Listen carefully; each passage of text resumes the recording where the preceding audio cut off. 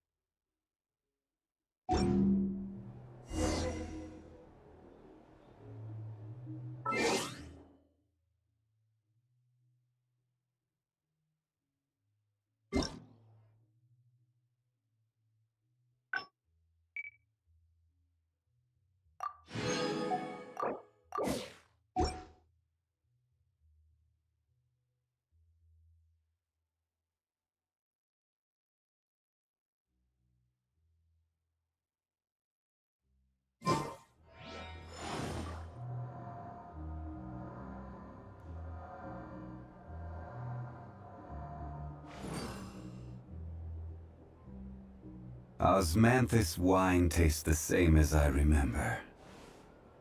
But where are those who share the memory?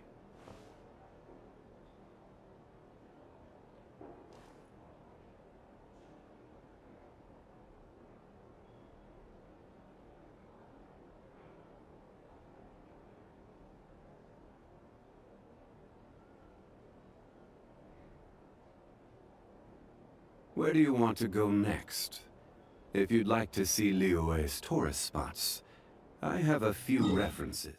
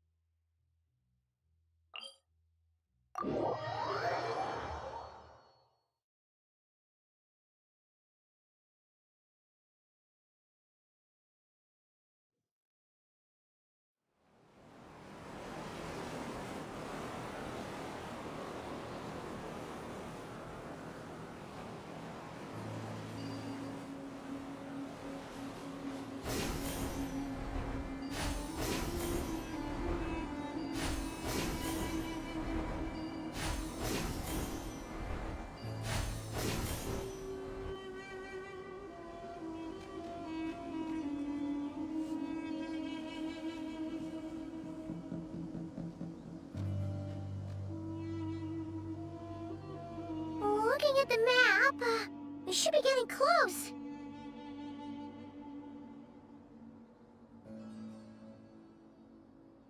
Speaking of which, the closer we get, the more Paimon's heart feels like it's beating out of her chest. Excitement! Yeah, sure, that's it. Oh look! It's Tighnari and the others! Everyone's here bright and early. Yeah, the desert's a pretty harsh environment. Better to travel at night and beat the heat. Hey everyone! We're here! Ah, right on time.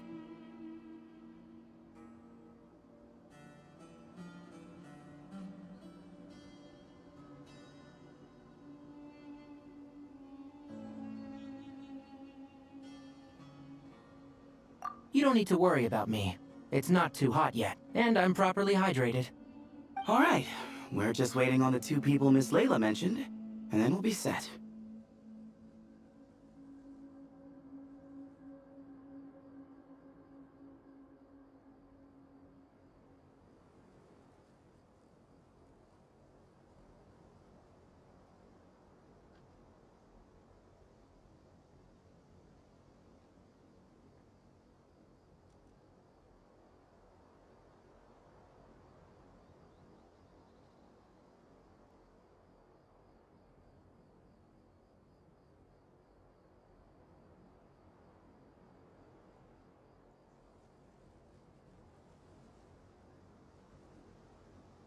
He's staying behind.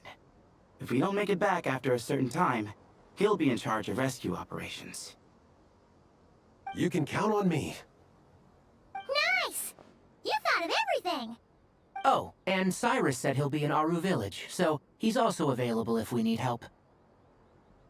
Haha! Amazing! Having people to watch our back is making Paimon a lot less nervous.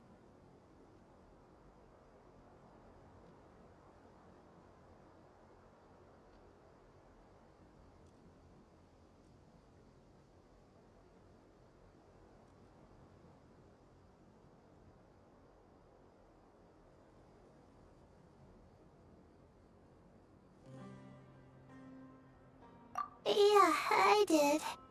After hearing about what happened, my advisor gave me some time off to rest. So, my studies are on hold for now. Then, does your advisor know you're back in the desert to investigate? Yes, but I was only allowed to come after I mentioned that General Mahamatra would be there too. Haha! Quite the reputation you got there, Sino. Hmm? Something wrong? You haven't said a word this whole time. Are you in a bad mood or something? No. Being skilled with words also means being a good listener. I'm just reflecting on what you're saying. Oh, Hatham! Kaveh! Ha! Over here! Darn it. I was just setting up a brilliant... Yeah. I'm sure you'll find another chance. The important thing is, our scribe and our renowned architect are here at last. High praise. But wait, why am I renowned and not him? He's just as famous as Sino, Dia, or Nilu. That just means your level of fame is even greater. How could a lowly scribe hold a candle to you? Lowly scribe? Please. All those strings you pulled to get those new books from the House of Dana? What do you call that? Borrowing. Anyone with an employee ID can do it. Uh-huh, yeah. The House of Dana bends over backwards for just anyone, does it? Send a report to Lesser Lord Kusanali then. Let her know someone at the Academia is abusing their position. Hey! I never said abusing! Impressive verbal sparring, as always.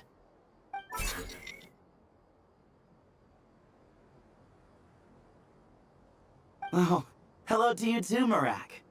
Well, looks like your assistant is raring to go, Kaveh.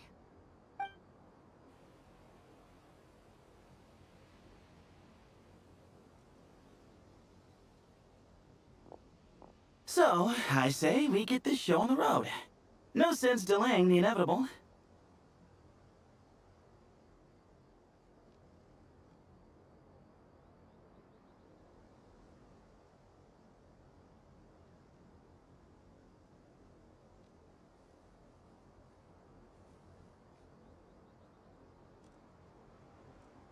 No need. We're in this together, remember? Sure. This is the entrance, yeah? Yes. Perfect. Then, if we're all set, let's get moving.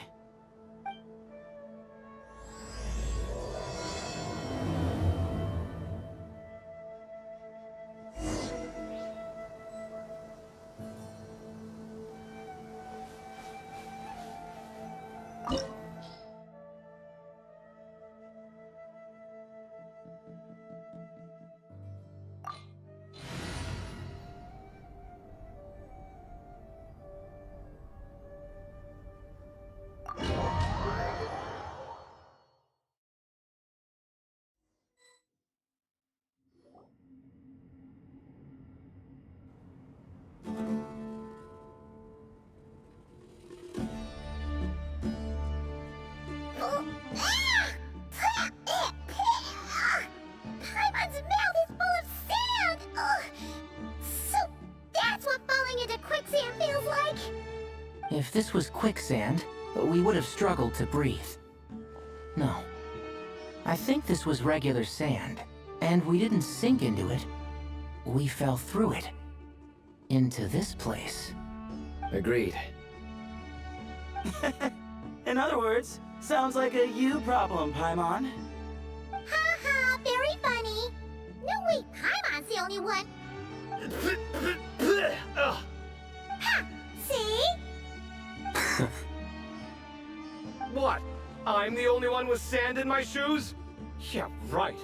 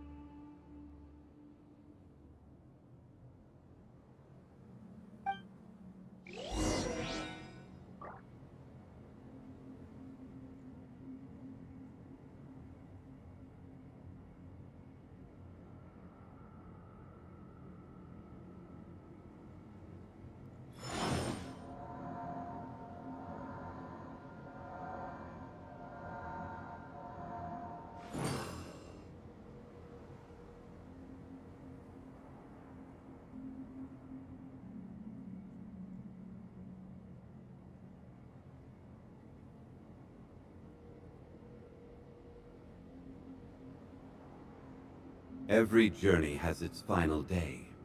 Don't rush.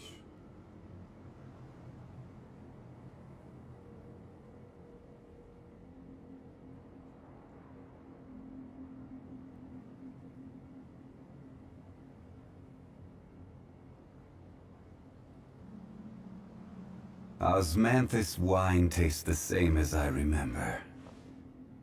But where are those who share the memory?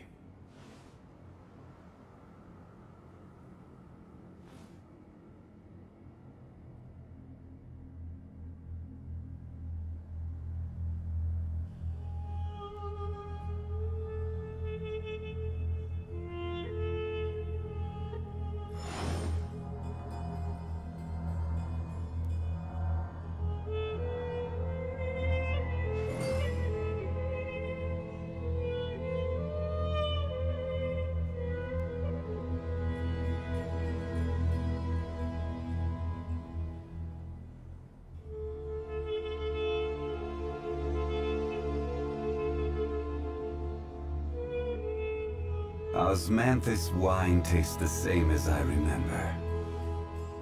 But where are those who share the memory?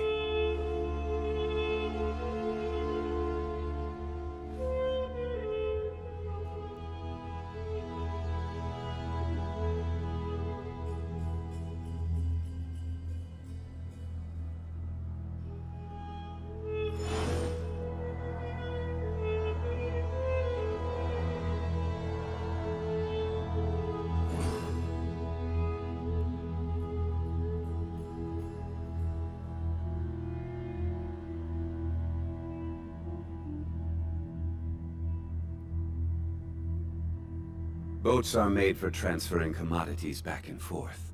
And those that come across Liyue tend to stay a while. So it is where many things come to settle.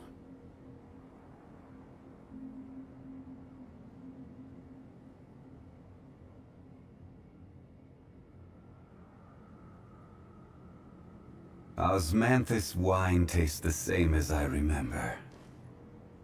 But where are those who share the memory?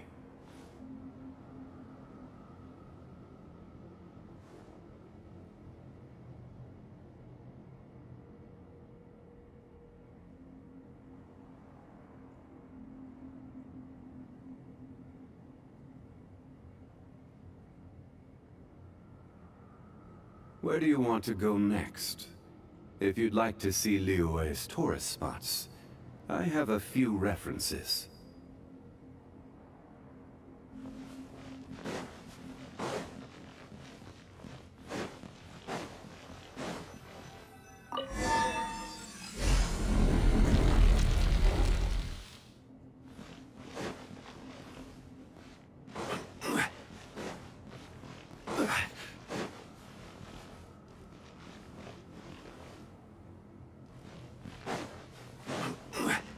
Whoa! There are monsters here?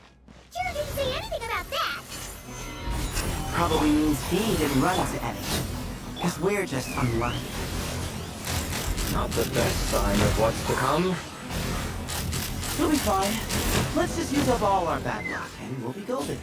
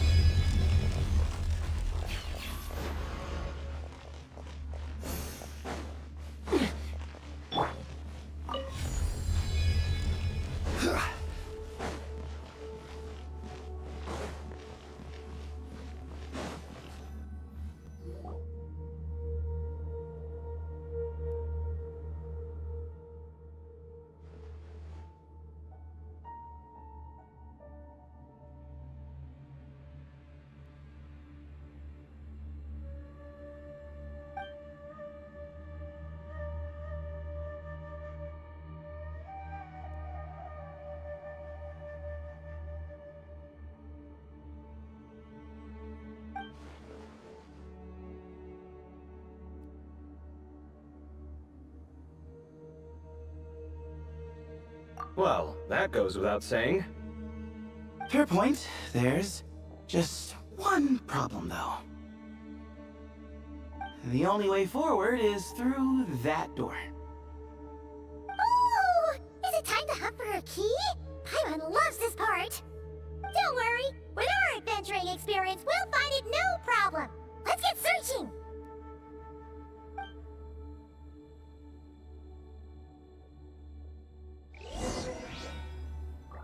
Marak, wait!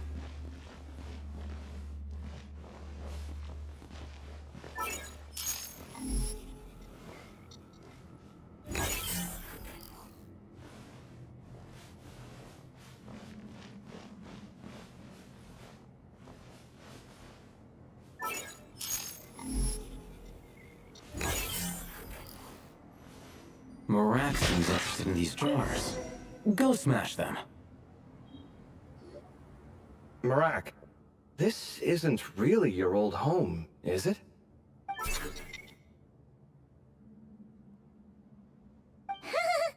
No idea what that means, but Marak does sound pretty happy. So, mechanical life forms do have the capacity to miss home. A novel discovery. Well, with Marak leading the way, we should be safe, right?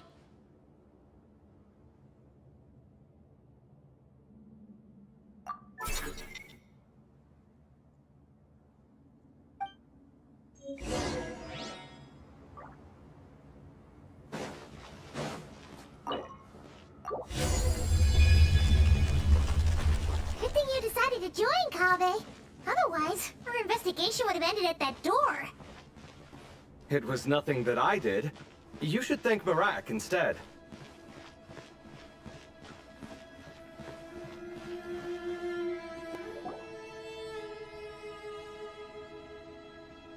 Hold on. At this rate, Paimon's gonna lose her title as best guide to a mechanical suitcase.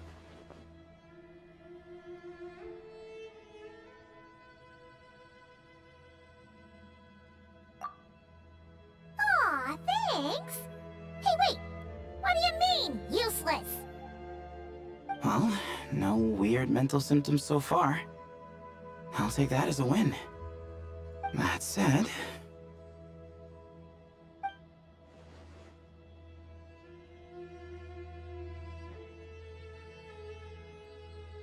There are 3 doors here. So, we split up. Divide and conquer. Otherwise, this whole thing is in ruins. No pun intended on that last part. I swear. Yeah, that might be our best option. Good idea. And the minute things go south, we go back the way we came. Ooh, this is getting exciting! So, who's teaming up with who? Paimon calls dibs on the Traveler!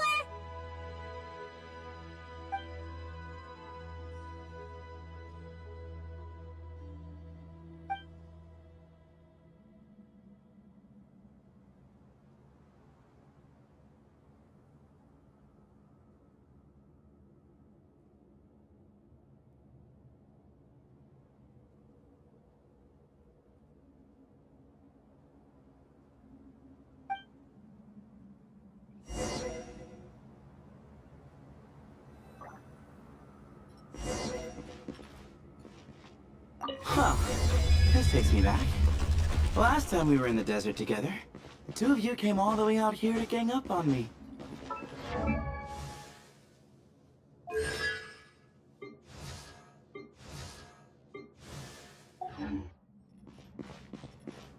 Oh? Sounds like someone's holding a grudge. Just what I like to hear. If you're still hung up on that last one, just name the time and place. And we'll have ourselves another thrilling... This chamber is huge. I can't even imagine what it's used for. Oh. What's wrong? I seem to have stepped on some kind of... stone slab. Huh. There's a pattern on this, but it's hard to make out with all the dust. Huh? Look! The shape seems to match the markings on the ground over there. Let's slot it in and see.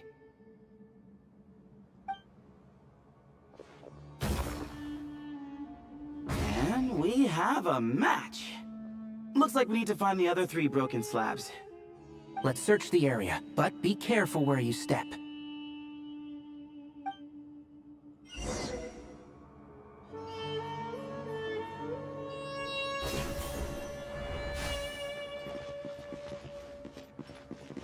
Ooh, got one. Ouch, but watch out. The edges are kind of sharp.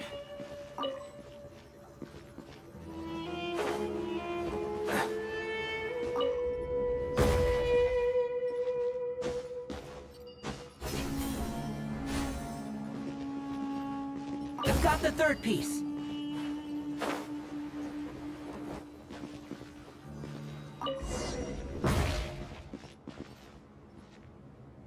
We just need one more. Huh. Look! A cat! Could it be the same one Jur mentioned? I don't think we need to worry about startling him. He doesn't seem afraid of people. Yeah. If anything, it seems like he wants us to follow.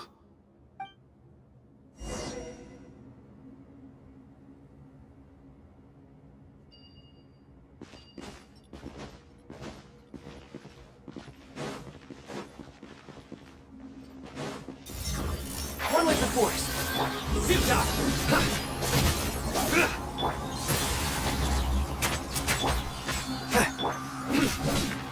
Nowhere to run!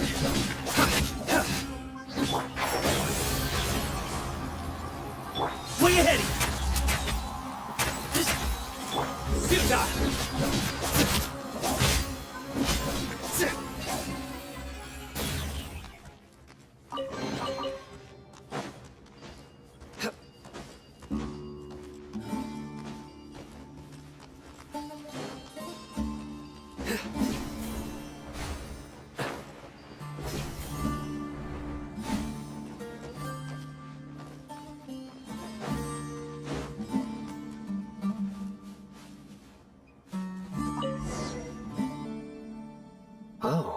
He led us to the last piece. Who's a good kitty? I never thought I'd hear you say something like that. You've clearly never heard how the professor talks to his tomatoes, then.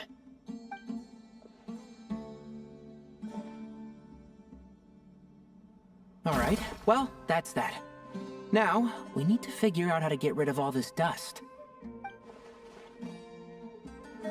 Behold, the great Vayu Viastra. Be honest. You've been waiting to say that for how long now? Just activate the mechanism.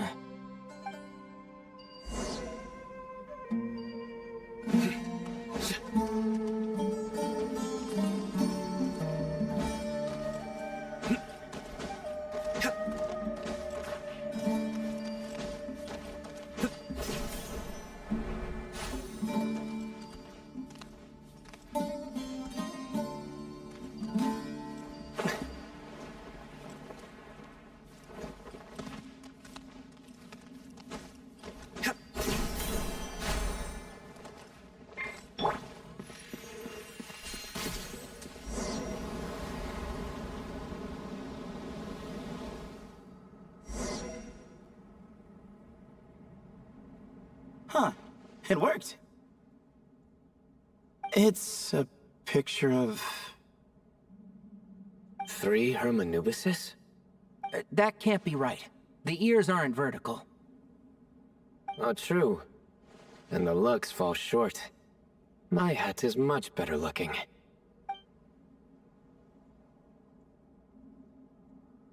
A goat, an ibis, and a crocodile. Oh, wow. Our botanist knows more than just plants. Riveting observation. I was just thinking. These 3 figures look a lot like the 7 pillars of King Deshret. That's right. These are our colleagues. Our what now? You sure about that? Just kidding. But what I meant by that is, these were Hermanubis' colleagues back then. The middle one is the Goat King Harashef, Minister of Ministers, the god Amun's most trusted chancellor. Records say he was the deputy king of the Desert Sands, chief among the 7 pillars. Someone even more impressive than Hermanubis? I wonder if that ever got his goat. Sorry, couldn't resist.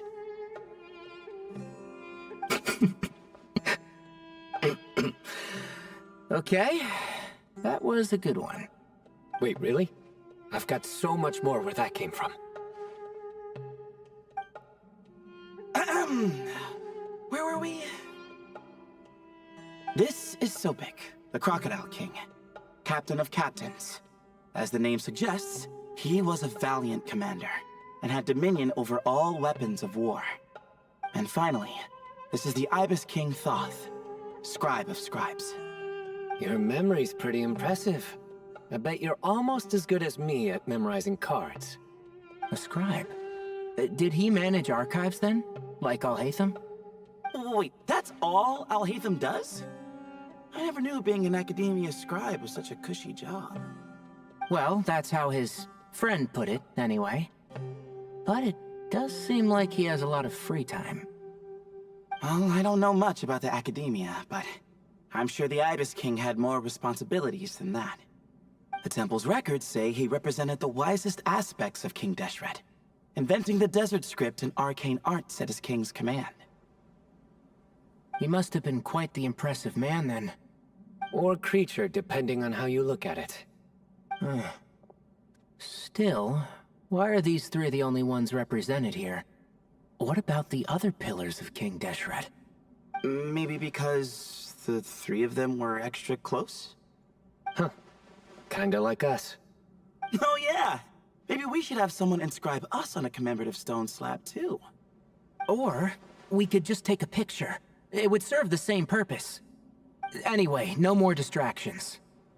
Huh. Doesn't it look like there's writing carved into the corner? Huh. There is. And it's in the ancient desert script too. Looks like the Ibis King left you some homework. Give me a sec. I'll try and translate it. The ministers are unvirtuous. The scribes unwise. The captains unworthy. My end is not humanity's end. Hereby bestow upon you all the far side of eternity. Wait, so they went to Aru? It doesn't sound like it was their idea. The far side of eternity is said to be the final land of dreams for all desert dwellers. But if such a place did exist, wouldn't it also be an inescapable prison? Yes, and based on the writing here, it's clear King Deshret wasn't pleased with these three. This gift he bestowed upon them seems more like a punishment. Such is the power of a king, I suppose. Which means the goat's the one who got in the end. Huh. Yep, not as good the second time. What? Impossible. Well, looks like that's all we can learn here. Should we keep going? Yes, no time to waste.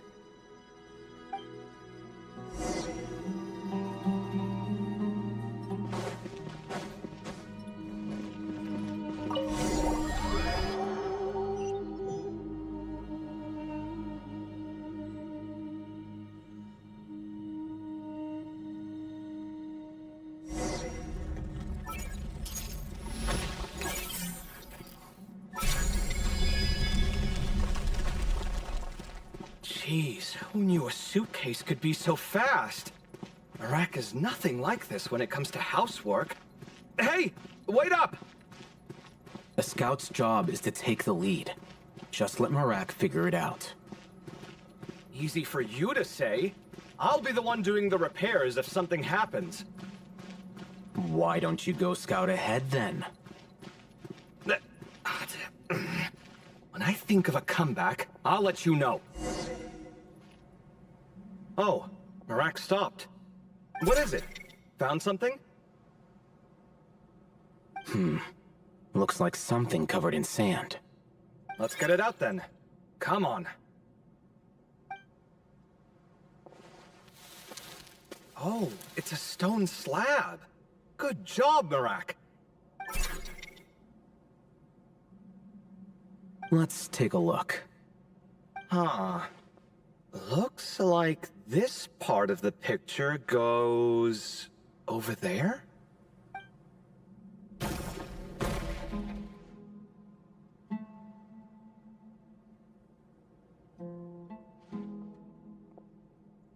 In that case, there must be other pieces. All right, and let's look around. Hey! Why are you sitting down? I thought Marak was helping. Oh, so you do know what that word means. Great. Are we supposed to just sit back while Marak does all the work? No, I doubt you could do that. Exactly. But I can.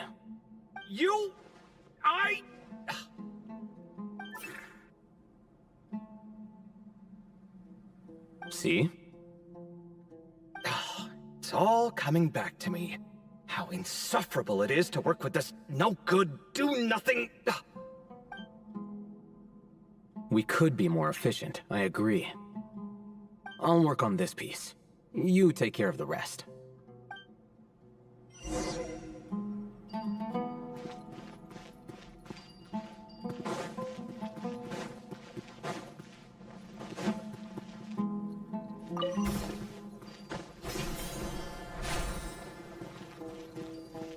Found one!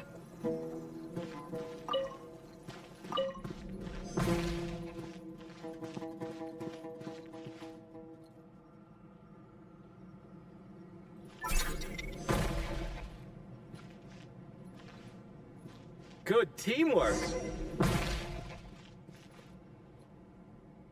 Looks like we found them all. The pieces fit together like a glove. But we can't see what's on them. Turn around. Huh? Look. Oh, I've seen this before. It can create strong winds. Just what we need to clean off the slab. Come on, let's... Hey! Don't worry about me. If I sit here, I won't be in the way. Oh, you don't want to be in the way? Then sit right in front, so the device can blow you straight back to Sumeru City.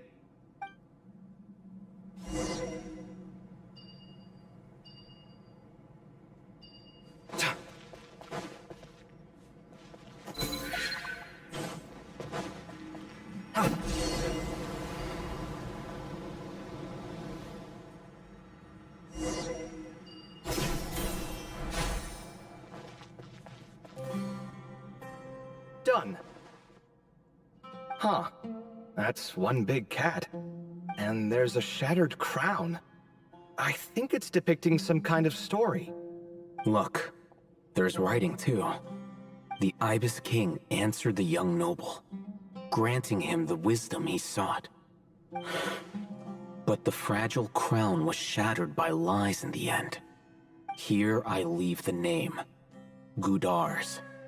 Gudars? I've seen that name in a history book before.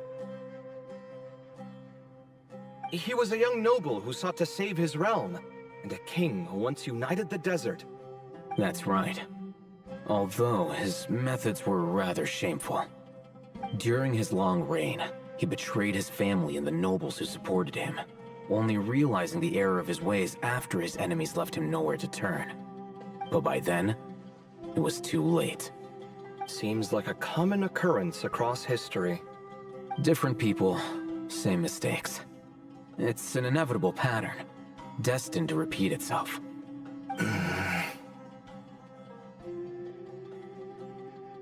The writing mentions the Ibis King, but a cat is depicted here. Does that mean... So far, what's depicted on the slab seems true to history. In which case, this cat is either a proxy for the Ibis King or a manifestation of said king himself. Exaggeration is a common method ancient records use to highlight a being of higher status. And as we know, Layla and Jur both heard the sound of a cat while escaping the ruin.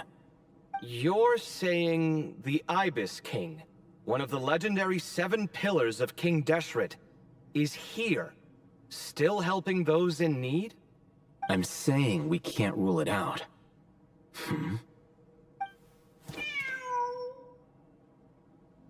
Wait, there it is! The cat!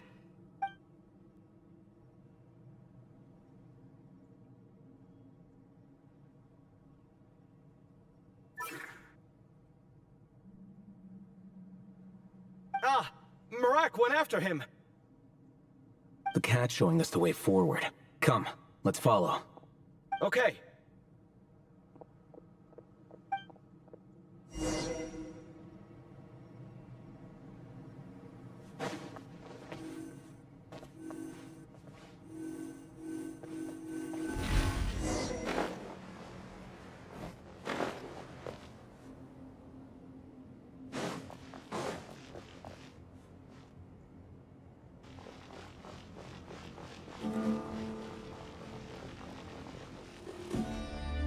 Huh.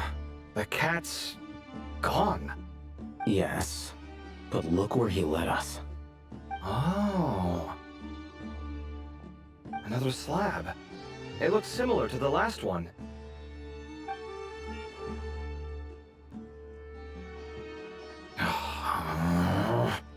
Oh, by all means, take your sweet time. Wouldn't want you to overexert yourself.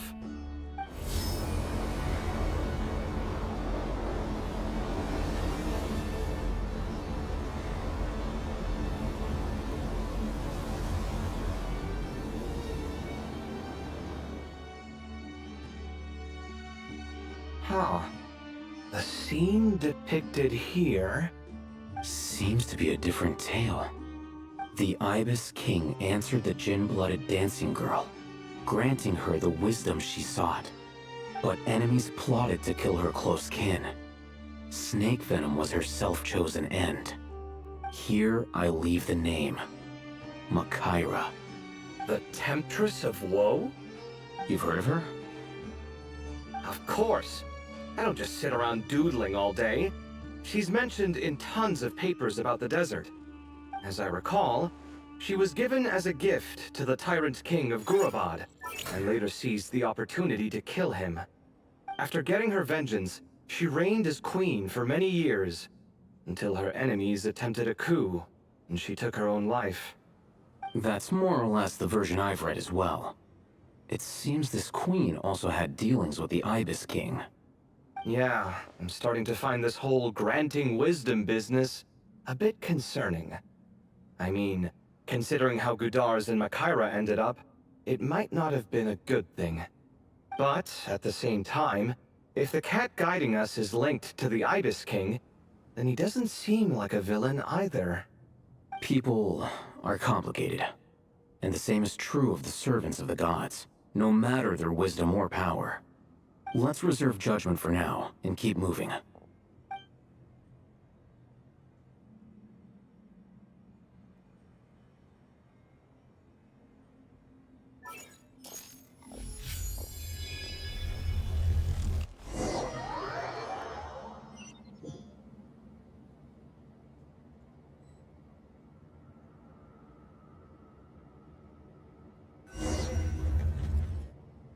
Oh, Paimon meant to ask earlier. Have your memories come back, Layla? No, sorry. To be honest, nothing about this experience feels familiar. Besides, my focus is the stars, so I don't spend a lot of time exploring ancient ruins. Guess that makes us the senior researchers in this scenario. Stick close, alright, Layla? Okay.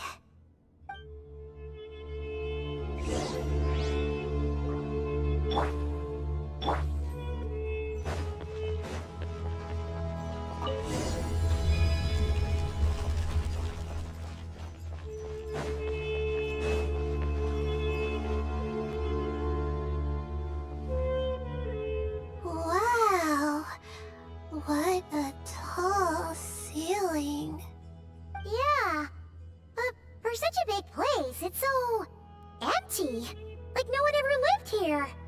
Sure must have been boring to live in ancient times, staring at ceilings all day. Now that you mention it, I've heard some people used to draw star maps on their vaulted ceilings. Some might even make them transparent to better observe the movement of the stars. It sounds so nice. Stargazing from the comfort of your own home. Wait a second. I think I see something up there. Huh? How is Paimon supposed to do that? Oh, right. Flying. Duh.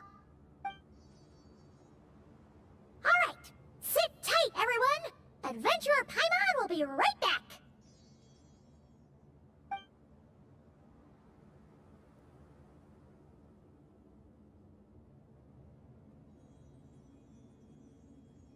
Okay. So, there's nothing super special up there. Just a couple of shelves, tables, jars, and scrolls. And a whole bunch of dust, dirt, and sand. You really want to search through all that stuff?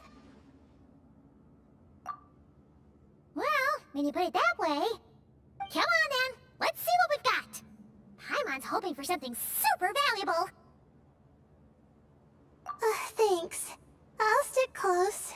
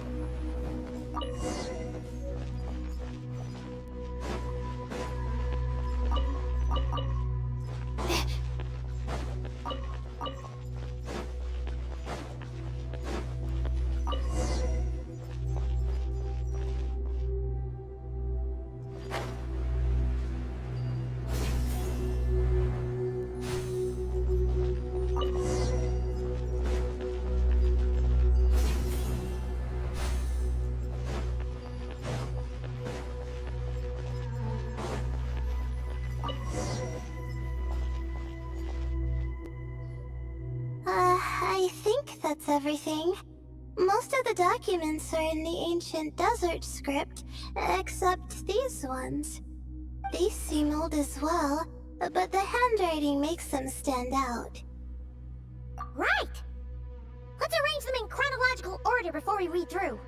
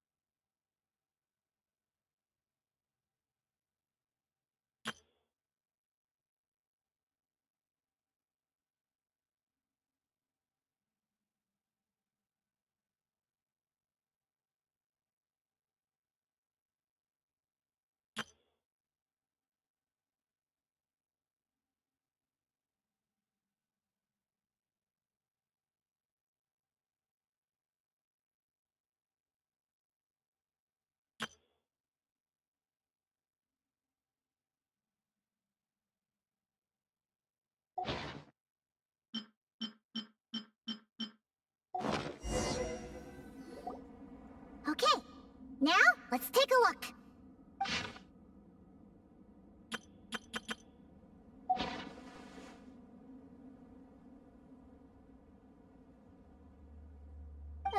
Maybe this person fell in by accident, like Mr. Jur and me. Yeah, maybe. But they don't sound super worried about their situation. So, either this person's an ace adventurer, like the Traveler, or some kind of super optimist. An optimist, huh? I wish I could be that sort of person. That's right! You're detailed and passionate. Great qualities for an adventuring buddy. This optimist seems super obsessed with exploring every corner of this place. That could have gotten them in big trouble for all we know. Well, I appreciate the compliment. It's almost magical how words like that can make you feel like you can do anything. I only wish that magic could last a little longer. Until I figure out my new study topic, at least.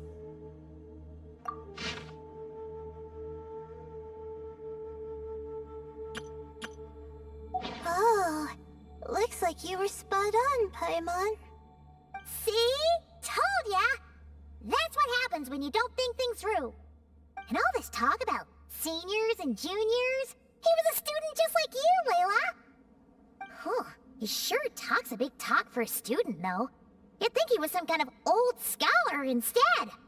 Huh. What is it? Did Paimon say something wrong? No, not at all. I was just thinking, and this might sound rude, but the way this person speaks is just so... you notice too. I mean, it's good that he helped treat his companion's wound, but it didn't seem like it was out of kindness. More like he was looking out for his own self-interest, or thought he could get something out of it. I don't know. Maybe I'm reading too much into it. Yeah. If you're both in this dangerous situation together, wouldn't you mention them at least once? If it were Paimon, she would write down the name of every single person she was with. No one would be able to get away. Actually, I find Paimon's approach quite sensible. It makes sense from a safety perspective, too. That way, if anyone came to the rescue, the notes would be able to tell them everything they needed to know. Whoa! That's genius level thinking! Well, I learned that from Madame Farazan, actually. I'm not speaking from personal experience or anything. Oh, no! I'm just a student. It's fine! You taught us something, so you're our teacher. Simple as that. Anyway, from the looks of things, the student who left these notes behind was pretty weird. Let's keep reading. Whoa! Hang on! That's a lot of information. Paimon needs a moment to take this in. The Ibis King. So... did this person actually meet the Ibis King here? Sorry. Who? Jeez, not again! Stop teasing her, Traveler! You know she was asking about Nefer. Anyway, Nefer's, a friend of ours. And she's mentioned the Ibis King before, but not in much detail.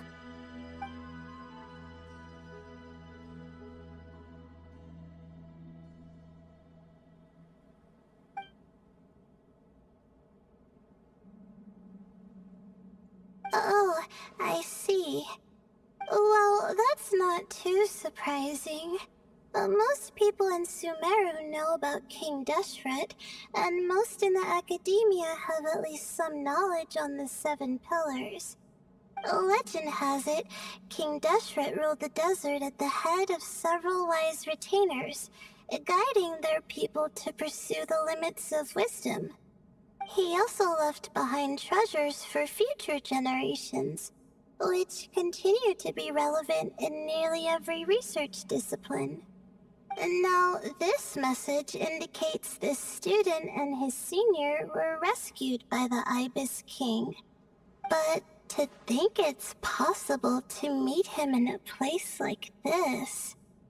We don't know when these notes were written, but didn't the Seven Pillars disappear a long time ago? Yeah, the notes made it sound like his powers were restricted.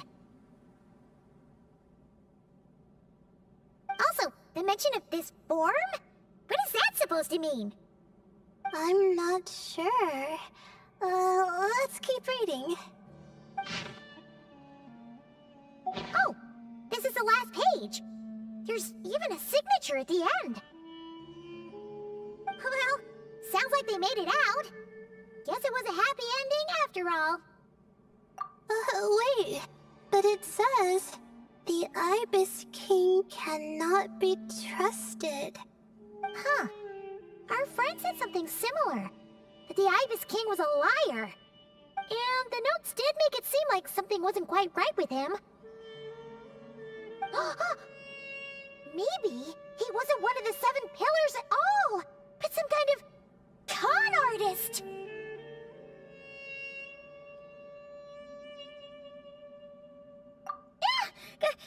Great Ibis King! If you heard that, Paimon didn't mean it.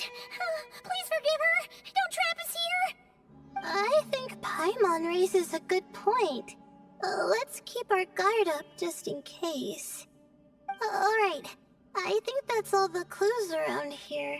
How about we... Oh, it's Narak! That means Kaveh and the others should be around here, right? Hello? Anyone up there? Can you hear us? Yeah, we can! You know, sound travels just fine in an empty chamber like this. You don't have to shout. Of course, if you're shouting to express your excitement at being reunited, by all means, pretend I never said anything. Yelling like this is kinda exhausting. Come on, let's head back down.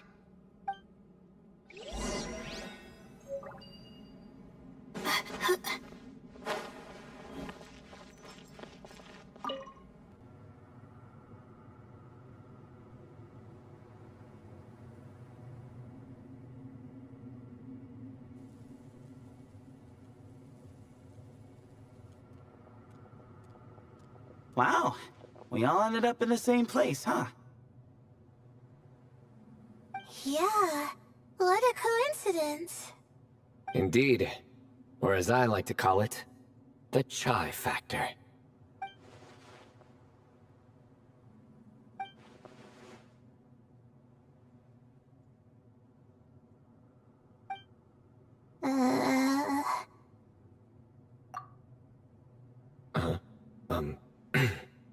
No reply? Just say it. All right.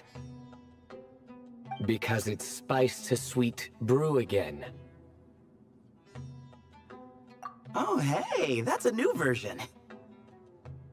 Oh, wait, what? You've never heard that one?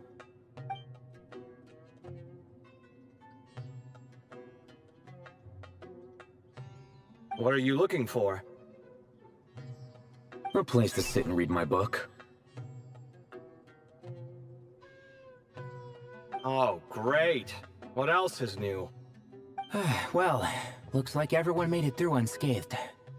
Let's take this chance to get some water, rest a bit, and discuss what we learned. Sound good? Yeah, let's debrief.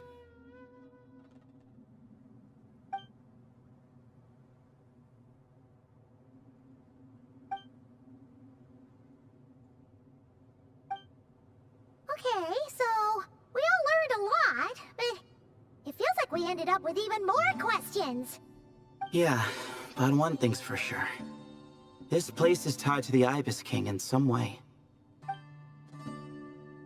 Hey, Cyno. You're the current representative of Hermanubis. Can you call him up for a sec? Of course. Just let me sense his presence.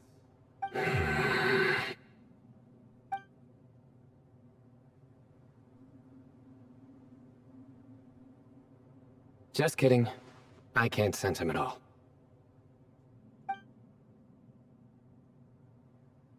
Jeez, Sethos. Did you set him up for that one? What are you, a two-man act? Sorry, Herman Nubis isn't like the Ibis King. He can possess me, but I can't talk to him whenever I want. Oh, truly? Does that mean he's gone? I would have liked to reminisce about old times with him. Ah, the cat! It speaks! Of course it speaks. In fact, it is not an it at all. You do me a great offense. My apologies. Esteemed cats, sir? Oh, this little contraption is still here. Contraption? No, this is Marak.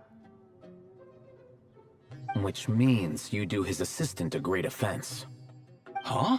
Well, I didn't mean... Well, I apologize. I wasn't referring to this Marak, but rather the thing that operates it. King Deshret was quite partial to it. I have forgotten what it was called. It must have had an official name, albeit in the old tongue. Even if I did remember, I would need to translate it into modern language. Ah, it's not important. Marak's a fine name. Even better than the original, if you ask me. Who thought of it? And the remodeling, quite well done indeed. This Marak looks much happier in its current form. Oh, and the components should have model numbers written on them. You can look them up if you're curious. This cat talks a lot. Quite the one-sided conversation. Is this what the Ibis King was like? He seems quite eloquent. I wonder if he plays cards. Ha! I knew Marak was a great name. Go me! Let's see, what page was I on again?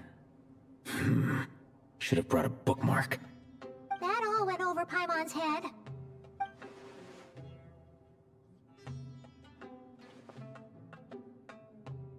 Hello indeed. For you to know my name. Yes, I was not mistaken. You are special among your companions. But you are all guests. It is only proper to invite you in. Come then, this way.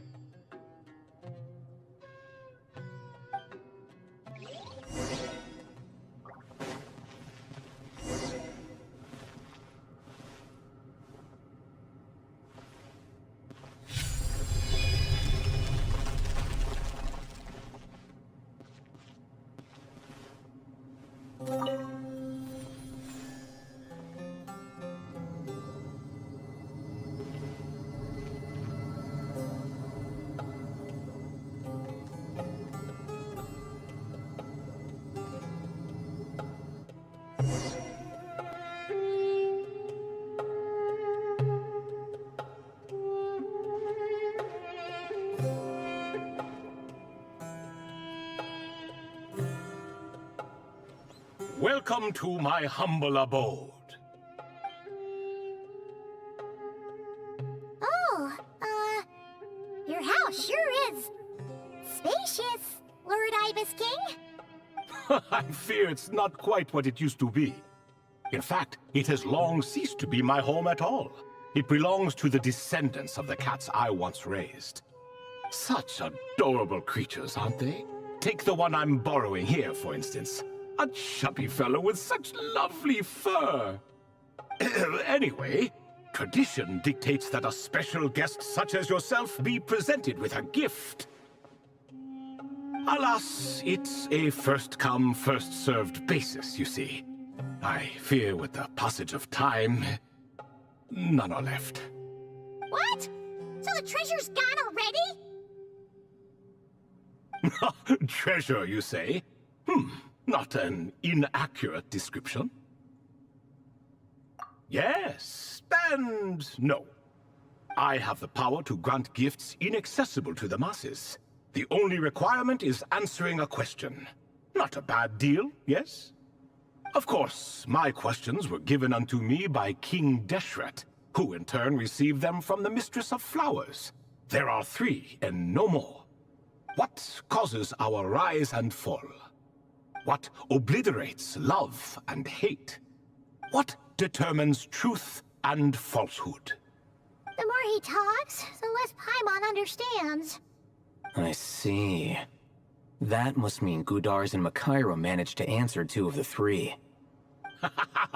Another who understands. Oh, so that's the event those 2 slabs are depicting. Ah, priests and their records. A singular obsession, and quite boring too. After being imprisoned within Aru, I could, on occasion, take the form of a cat to converse with those around me. But I despised speaking to them. No conversational skills whatsoever. Now, humans like you who stumble in here from time to time, you are much more interesting. Hold on, we're getting off topic again. The 3 questions you just mentioned, what are they for, exactly?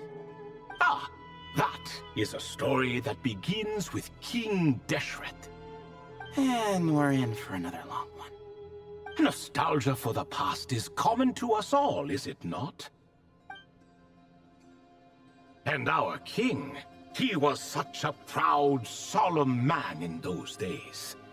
He watched us speak of the present and the future, of the wisdom we possessed, or were about to obtain.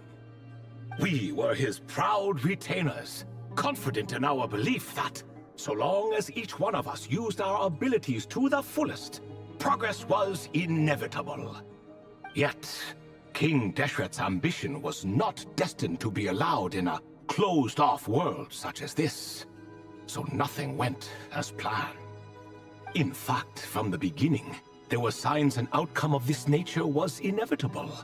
Because although there were 7 pillars, one was forever absent. Al-Ahmar would insist the Dendro Dragon Sovereign was one of us, but the dragon herself rejected that idea. Huh. Like a card you can never seem to draw from your deck. More like a card that was never in the deck to begin with. Alas, that's just who Al-Ahmar was. There was nothing we could do about that. And I always preferred chess to cards. In the end, life grew unbearable for our king. But, of course, those who remain must continue to live on. But subjects like us were less fortunate. After all, the fate of a retainer is decided by the king, including the chance to walk away. So it was then that King Deshret had Kroko, Goti, and I locked up within Aru, where we remain to this day. Kroko. Goti? Ah, of course. You're more familiar with their full names. Sobek, the Crocodile King, and Hereshef, the Goat King. And let me tell you, when it comes to chess, Hereshef was a habitual backseat strategist, always spewing nonsense from the sidelines. Well, Sobek was all too quick to take his terrible advice, to the point where I was the one who got accused of cheating. Chess is an exercise in patience, and that man couldn't sit still to save his life. He could never excel at that game. In fact, neither of them were good at chess. Even so, we played together often, and since I was always the winner, we got along quite well. What are you laughing at? Were we not good friends?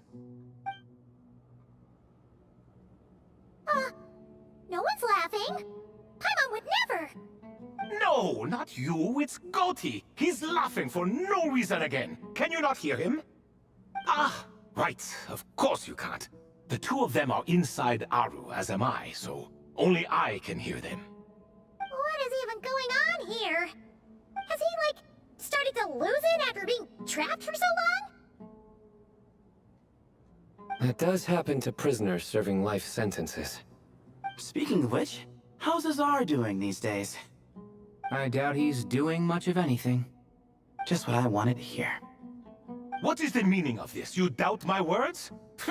I have half a mind to not talk at all. Oh, no. They're not questioning you, Lord Ibis King, just discussing other things. Please, continue. In that case... Where were we? Getting to the part about the 3 questions. Hopefully. Ah yes, we're almost there. Before I entered Aru, King Deshret said I could be released from my eternal seal if I chose humans who could provide the correct answers to those 3 questions. The first person who caught my eye was Gudars. I asked him, what causes our rise and fall? He answered, conspiracy and betrayal, for it renders the righteous and wise unable to succeed, and thus nations fall. I found his answer quite interesting, so I bestowed upon him the power to deceive. The second human I chose was Makaira. I asked her, what obliterates love and hate? She said unto me, I have nothing left to lose. Vengeance alone can quench both love and hate. I found this to be another fascinating response, so I granted her the power to be loved. But both of them ended up... Now then, young one, riddle me this. Did their answers point to this fate, or was it the power I bestowed upon them that determined their end? I'm just an observer who doesn't understand their circumstances, so I can't answer. A clever reply. I do not wish to comment either. It is all in the past at this point.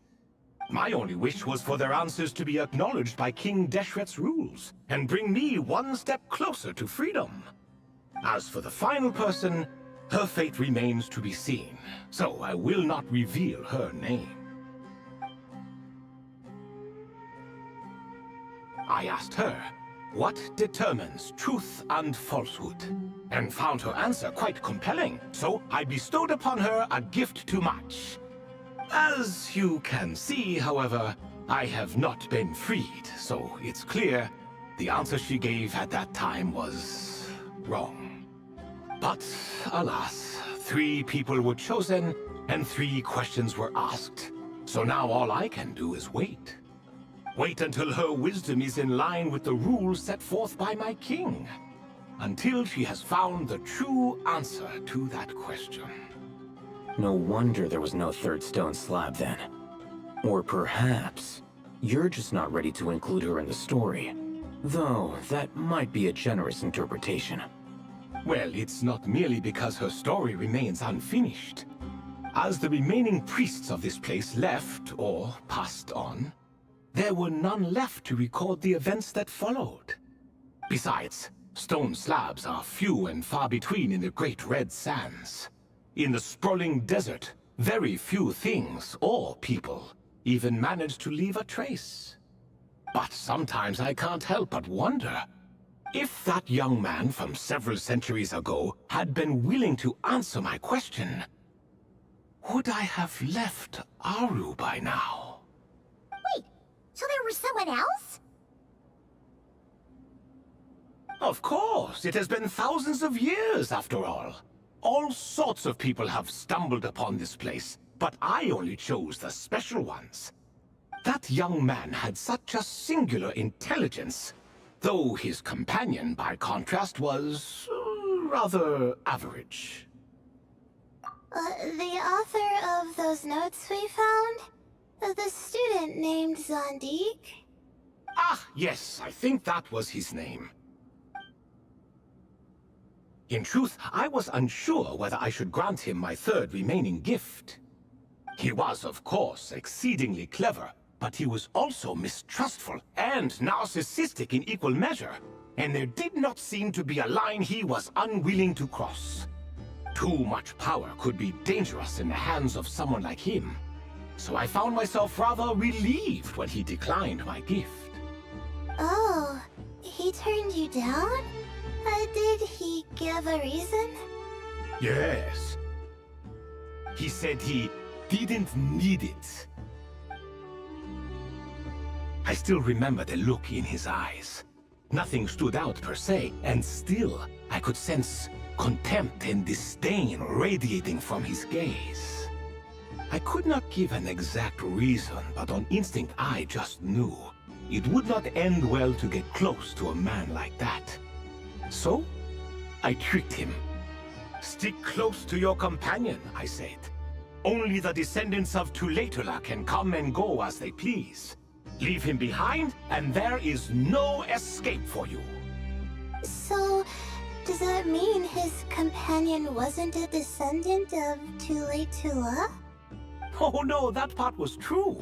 The lie was in the other half. Anyone can enter or exit this place. There are no restrictions.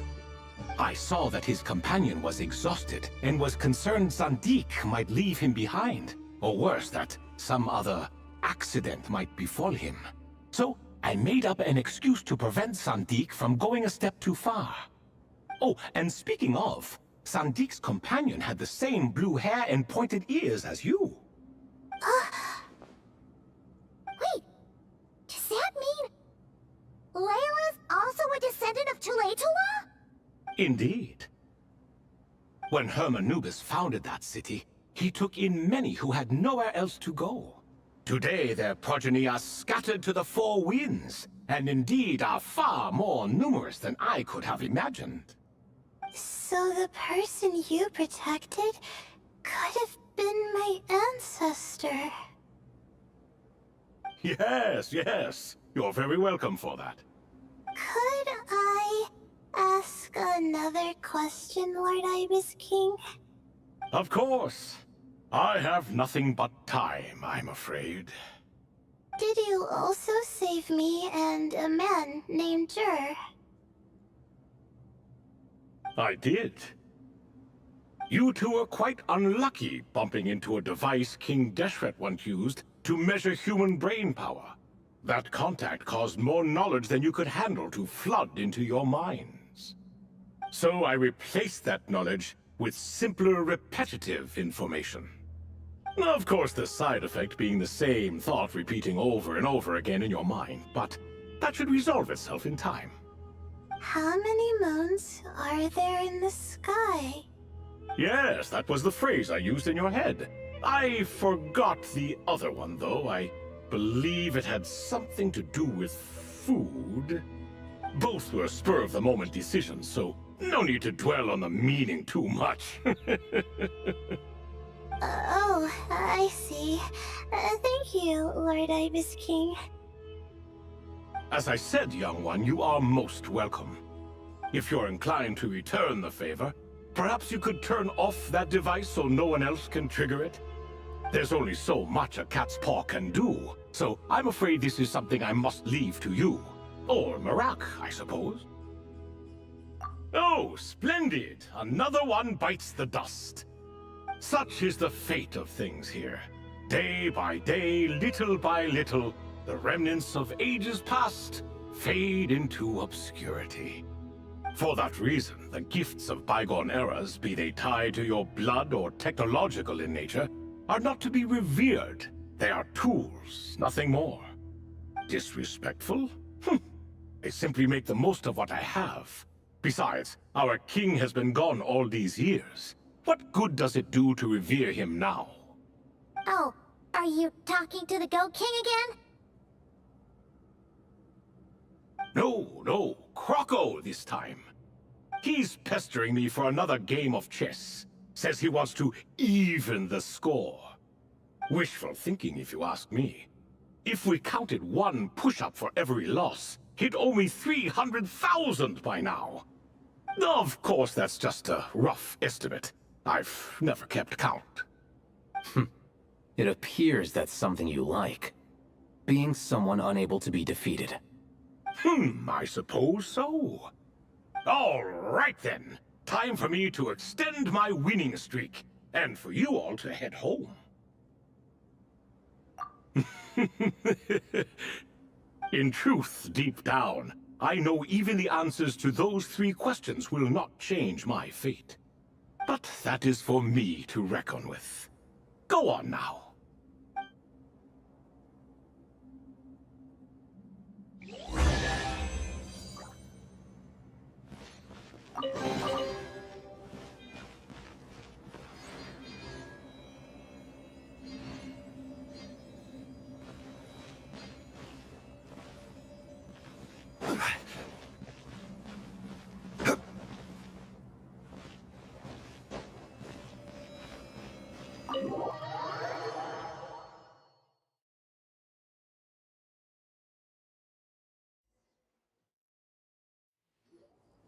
Excuse me. Do you even know what time it is? I've harvested 3 crops of tomatoes while you've been gone. You're exaggerating, Professor. I'm making a point. There's a difference. The sincerest apologies for keeping you waiting, Professor Cyrus.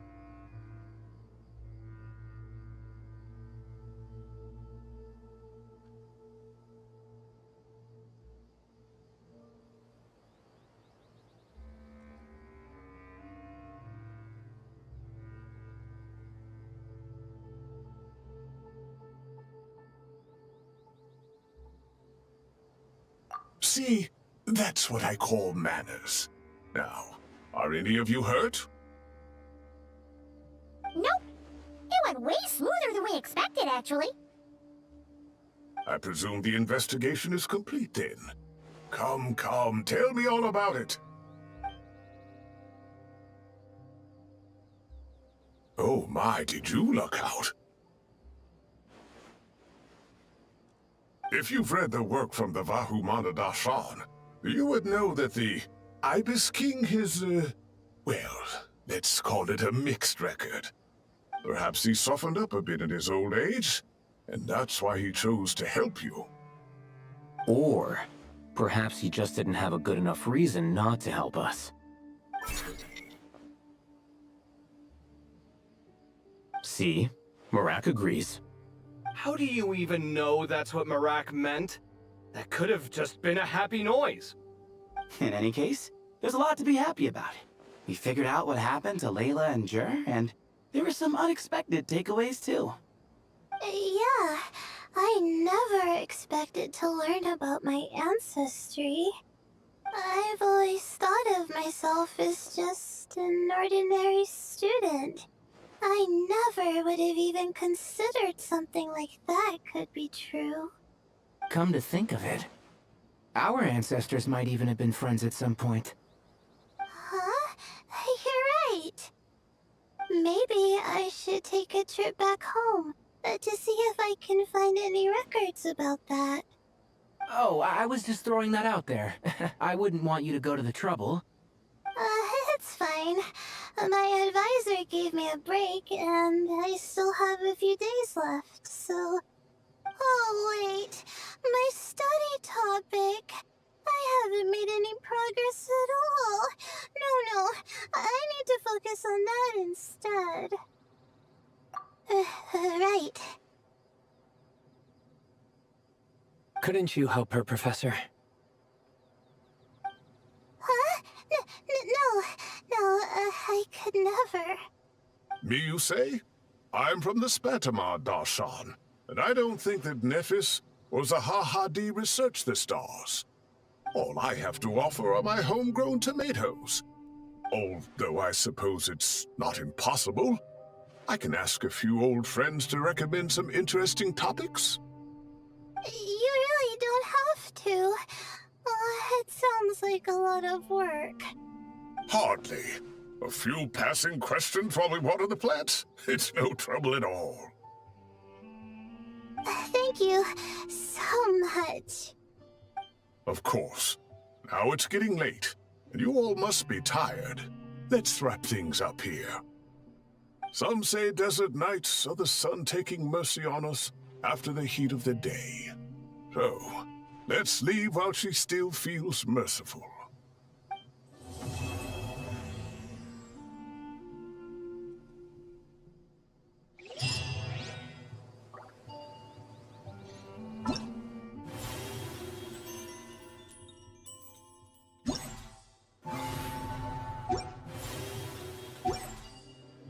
How's...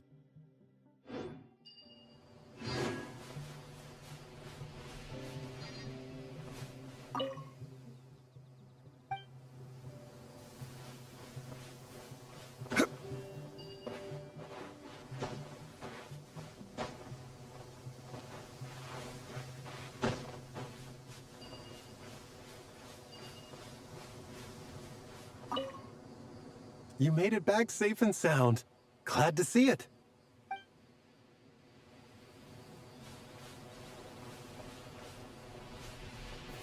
Stabilize!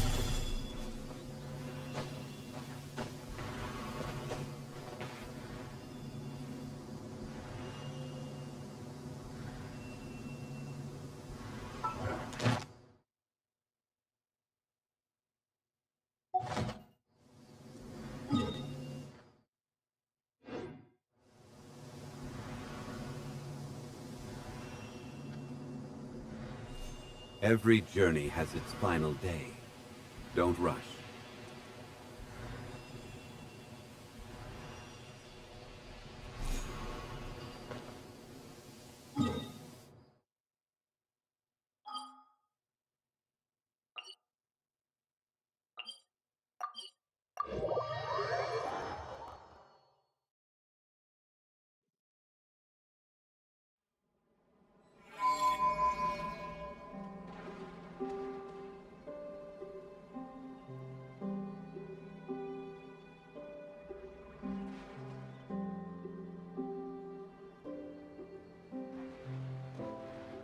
Osmanthus wine tastes the same as I remember.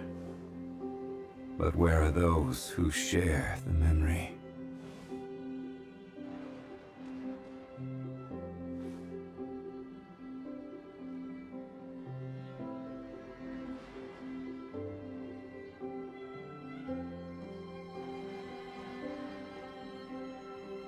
Boats are made for transferring commodities back and forth. And those that come across Liyue tend to stay a while. So it is where many things come to settle.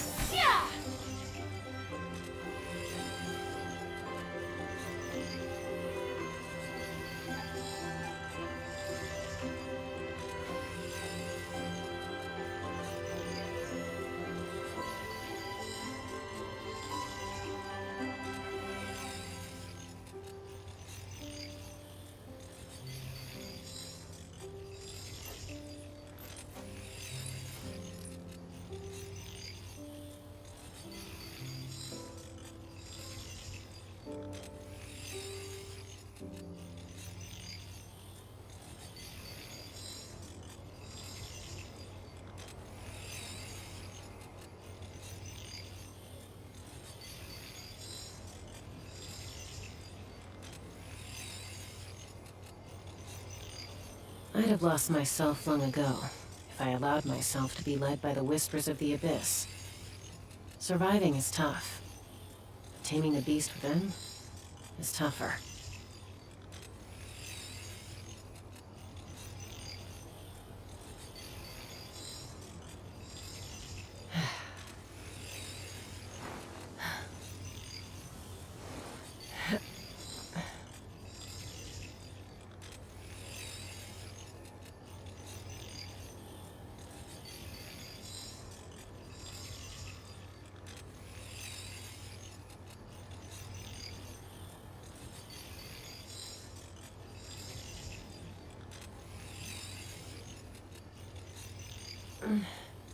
I'm a little out of practice these days.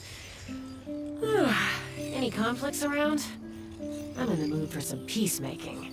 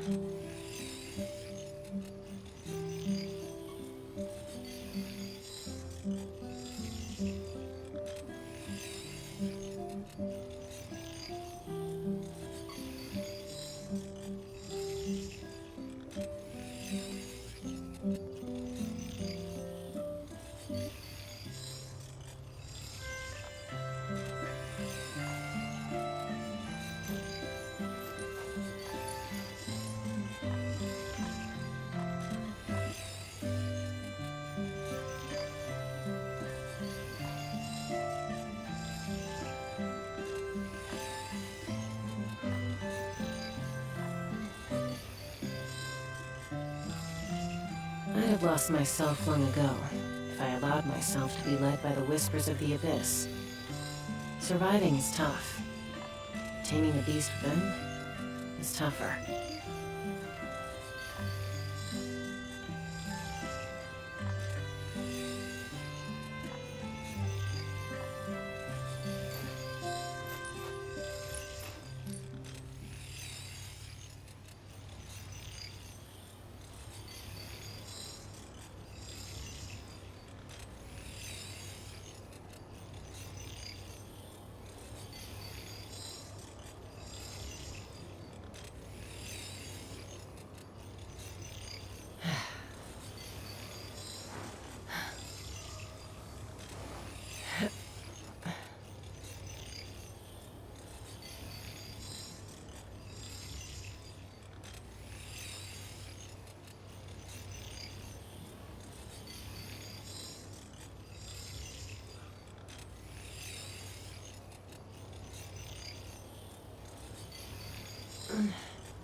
I'm a little out of practice these days. Any conflicts around? I'm in the mood for some peacemaking.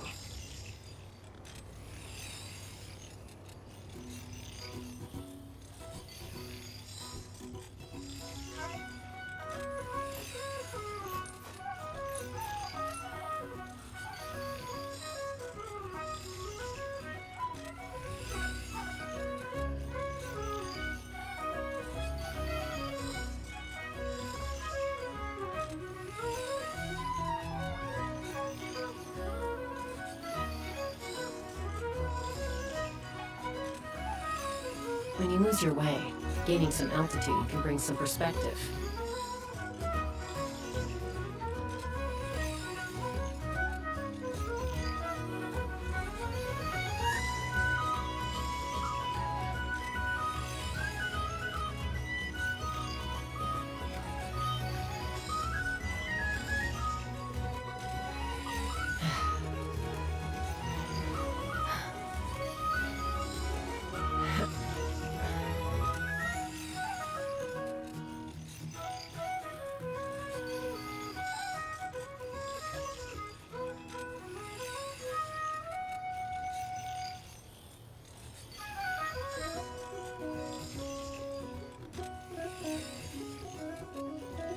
I'd have lost myself long ago if I allowed myself to be led by the whispers of the abyss. Surviving is tough. Taming the beast within is tougher.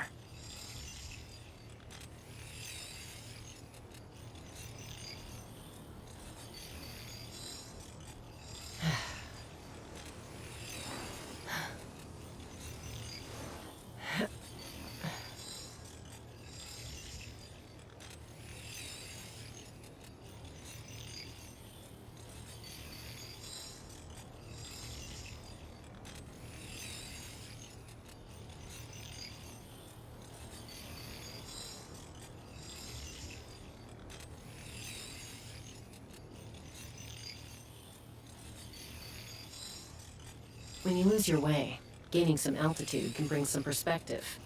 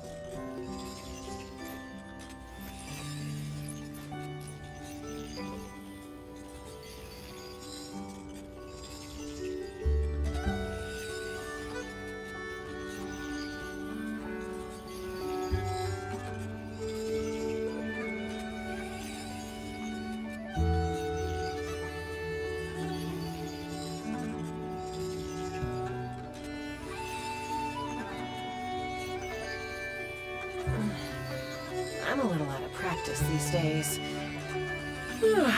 Any conflicts around? I'm in the mood for some peacemaking.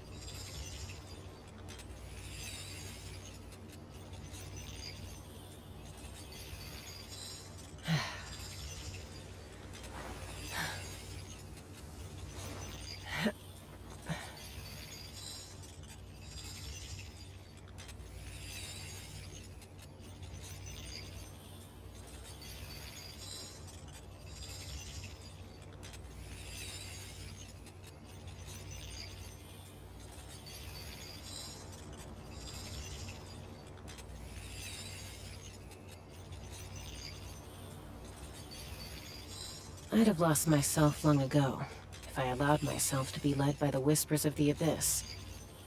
Surviving is tough. Taming the beast within is tougher.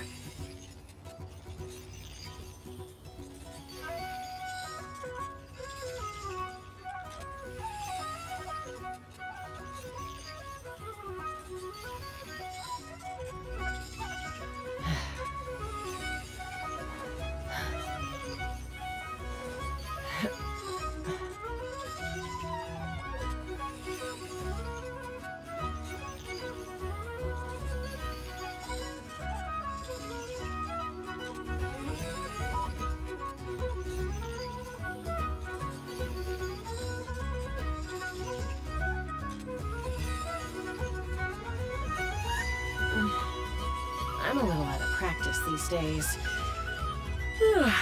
Any conflicts around? I'm in the mood for some peacemaking.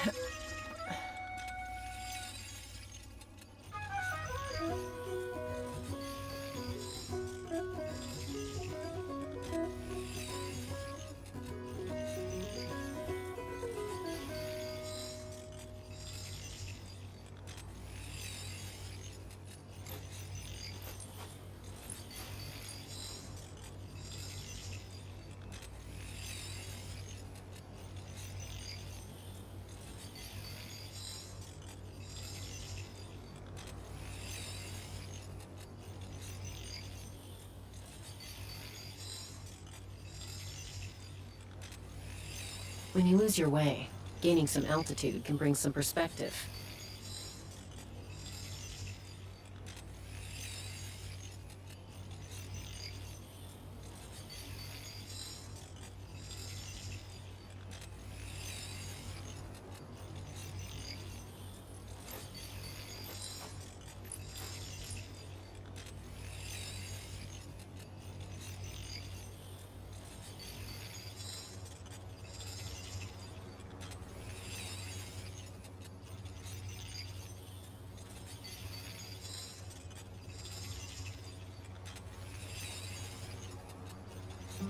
I'd have lost myself long ago if I allowed myself to be led by the whispers of the Abyss.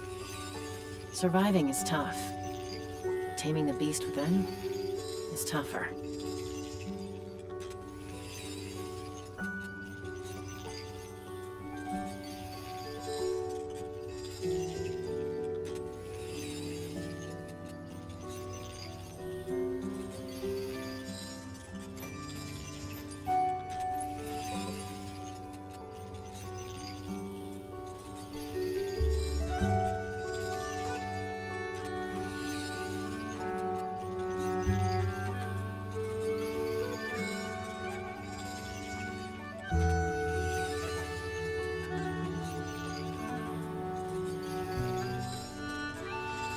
When you lose your way, gaining some altitude can bring some perspective.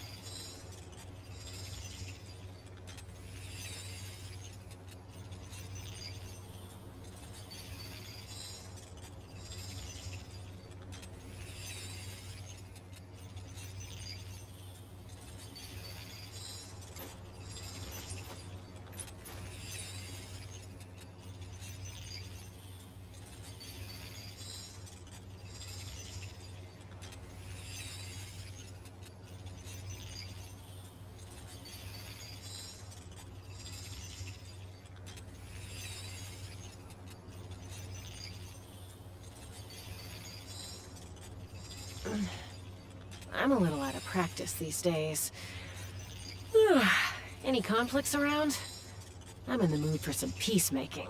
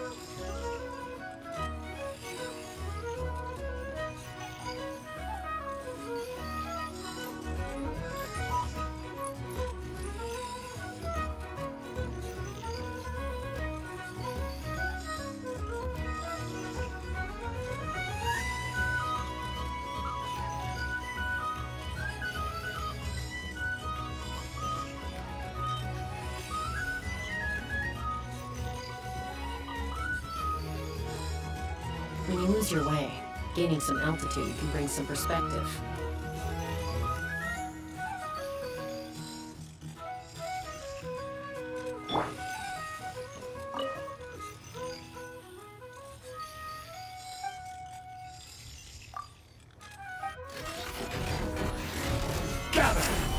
Get to work!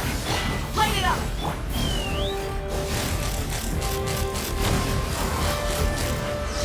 Open fire! Bullseye!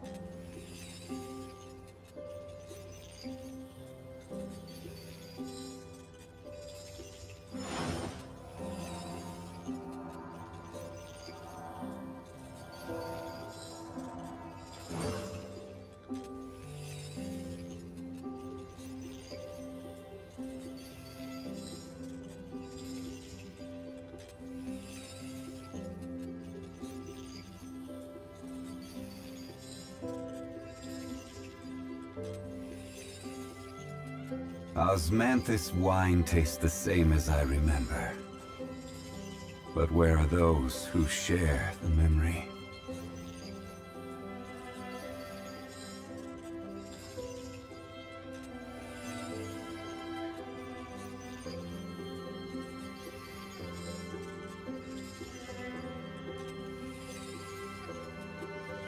Every journey has its final day.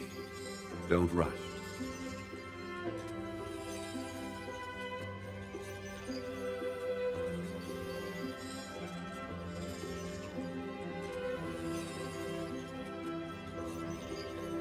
Osmanthus wine tastes the same as I remember.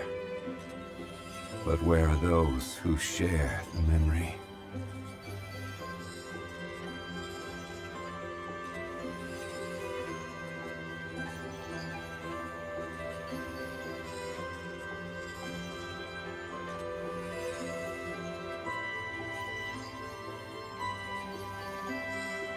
Where do you want to go next? If you'd like to see Liyue's tourist spots, I have a few references.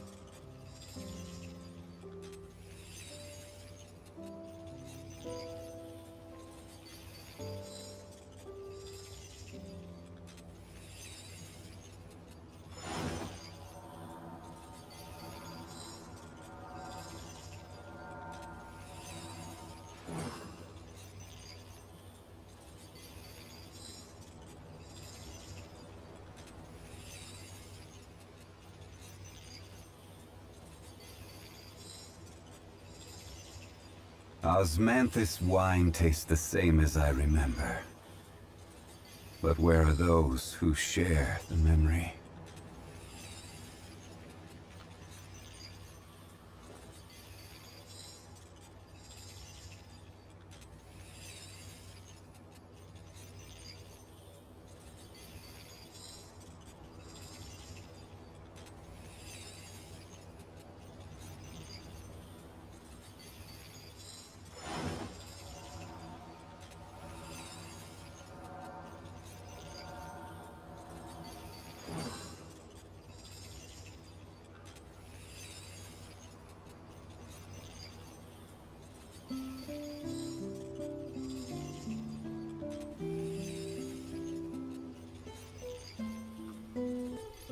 Osmanthus wine tastes the same as I remember.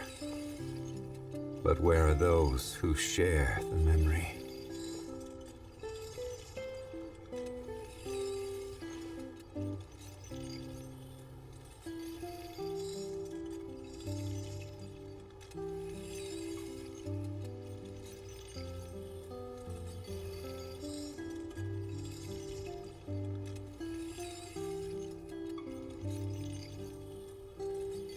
Every journey has its final day. Don't rush.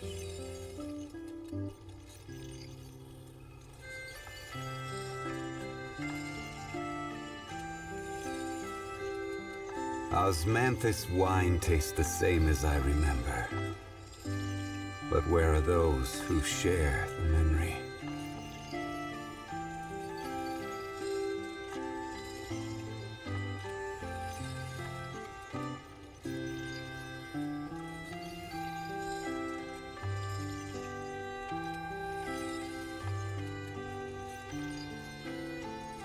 Boats are made for transferring commodities back and forth, and those that come across Liyue tend to stay a while, so it is where many things come to settle.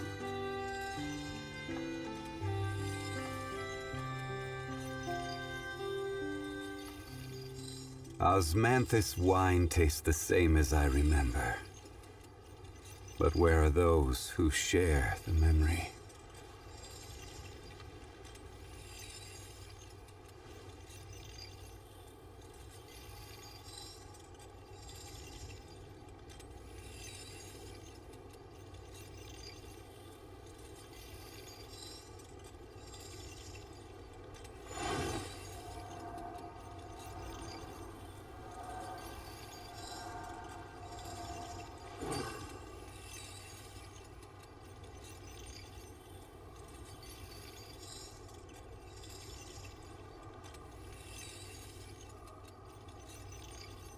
Osmanthus wine tastes the same as I remember. But where are those who share the memory?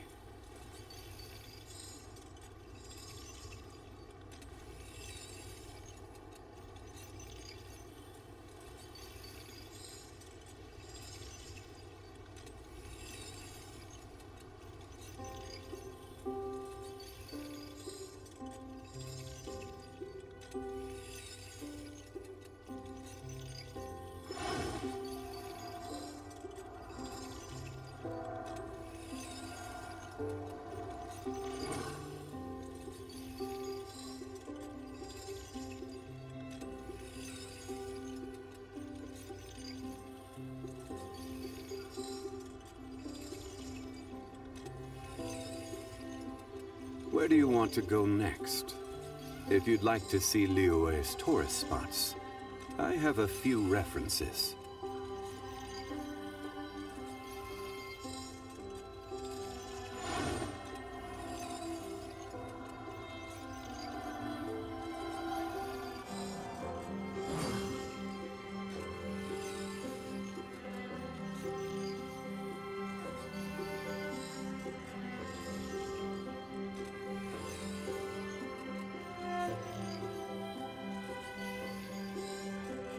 Osmanthus wine tastes the same as I remember. But where are those who share the memory?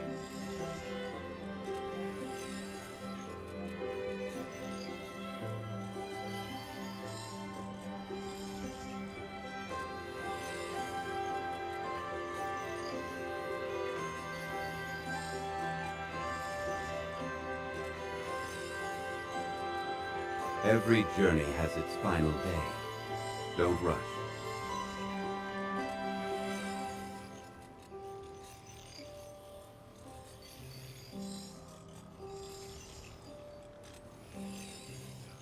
Osmanthus wine tastes the same as I remember.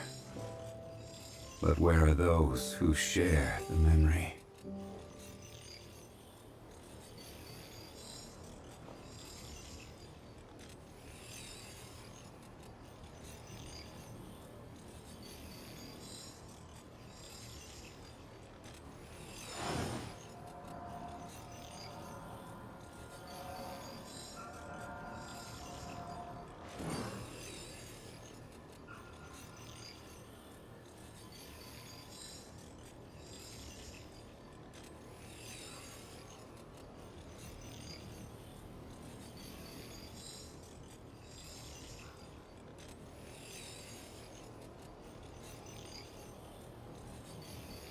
Osmanthus wine tastes the same as I remember. But where are those who share the memory?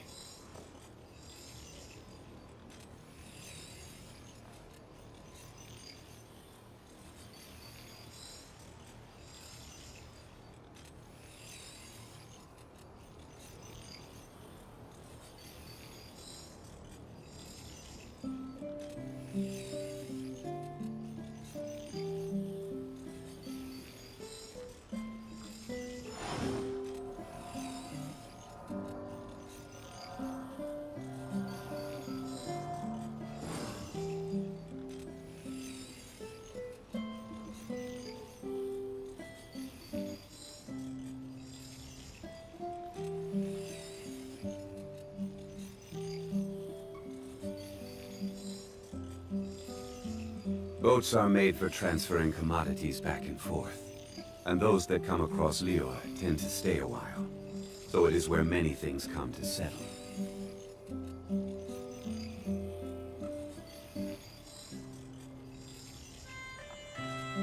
Osmanthus wine tastes the same as I remember.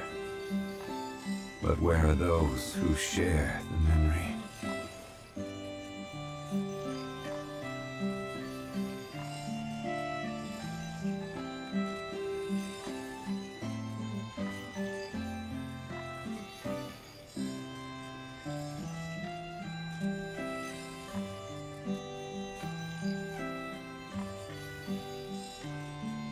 Every journey has its final day. Don't rush.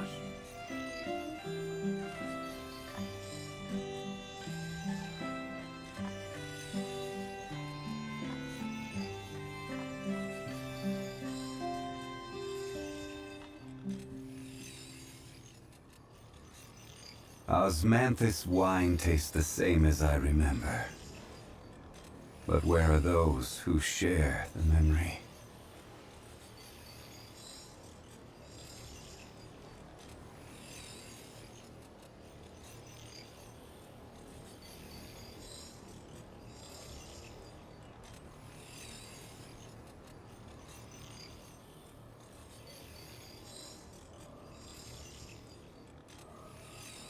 Where do you want to go next? If you'd like to see Liyue's tourist spots, I have a few references.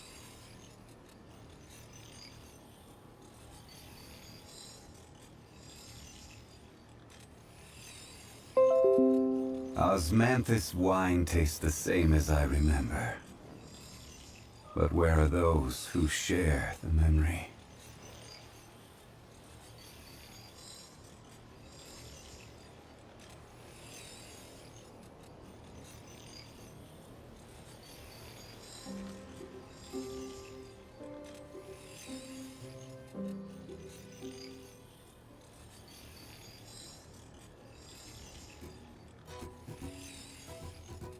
Boats are made for transferring commodities back and forth, and those that come across Liyue tend to stay a while, so it is where many things come to settle.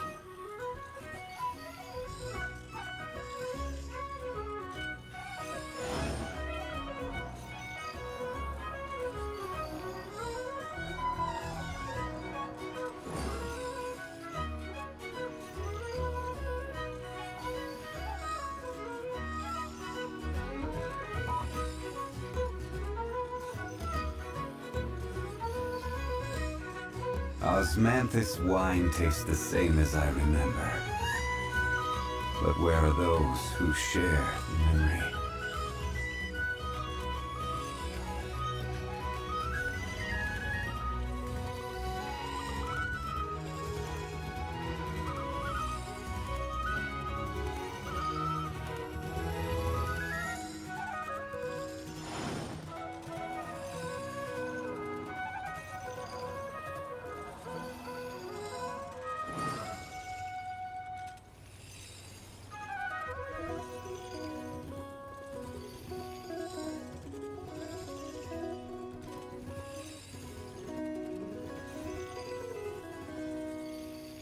Where do you want to go next? If you'd like to see Liyue's tourist spots, I have a few references.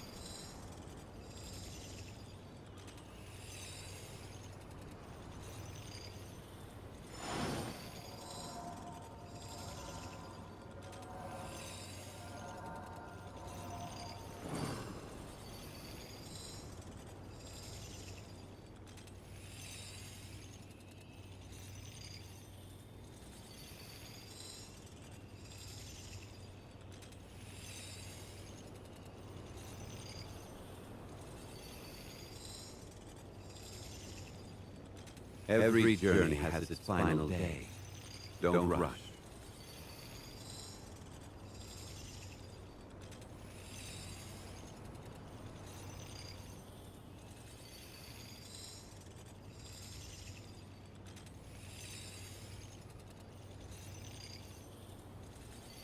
Osmanthus wine tastes the same as I remember.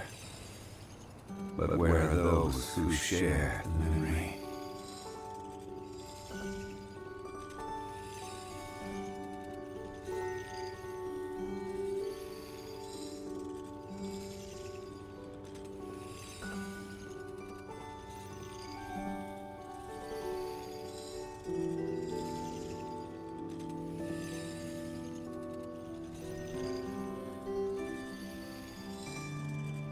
Boats are made for transferring commodities back and forth, and those that come across Liyue tend to stay a while, so it is where many things come to settle.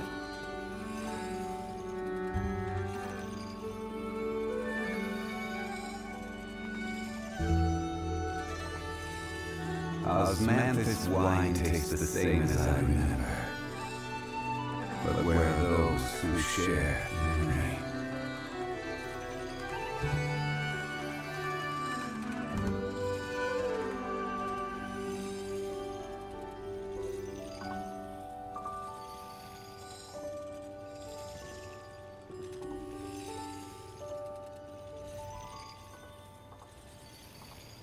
Where do you want to go next?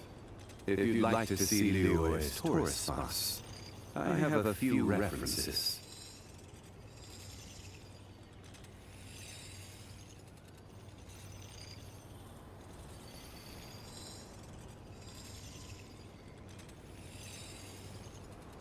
Osmanthus wine tastes the same as I remember. But where are those who share the memory?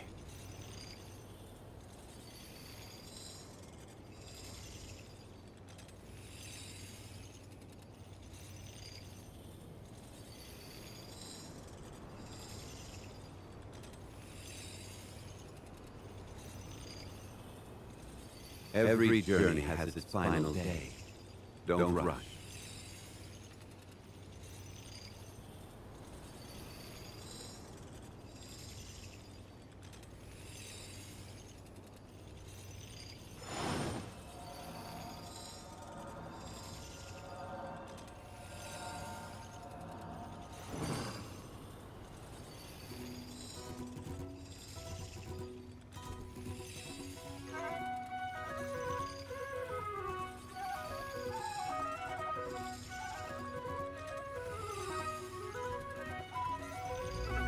Where do you want to go next? If you'd like to see Liyue's tourist spots, I have a few references.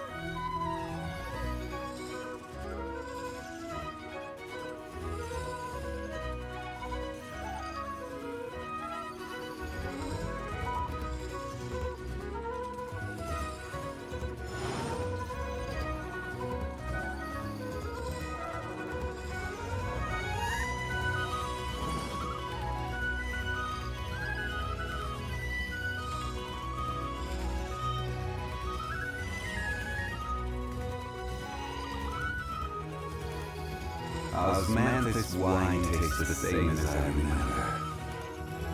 But where are those who share the memory?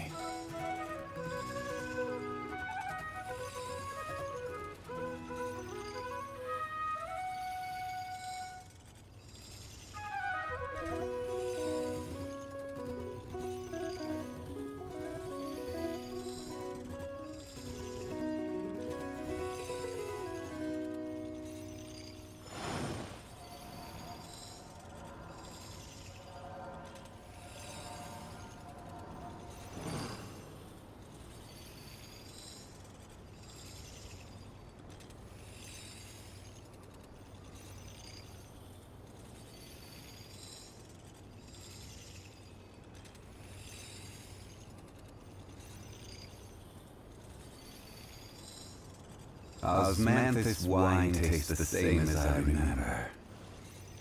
But where are those who share the memory?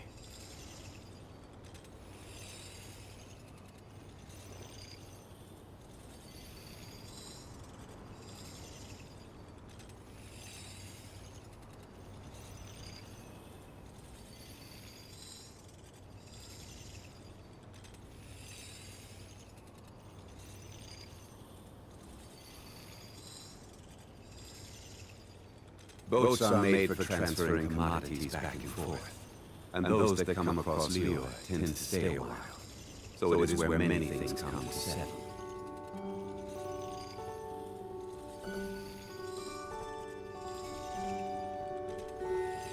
Osmanthus wine tastes the same as I remember. But where are those who share the memory?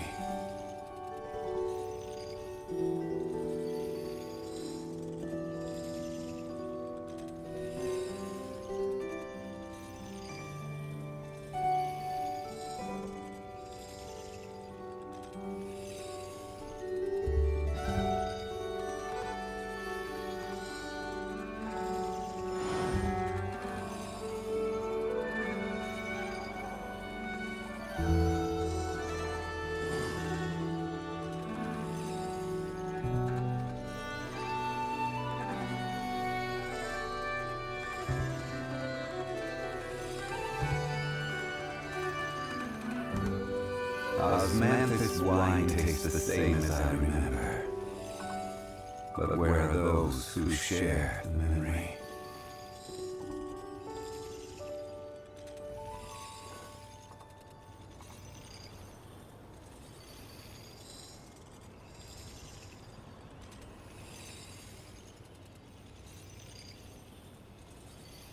Every journey has its final day. Don't rush.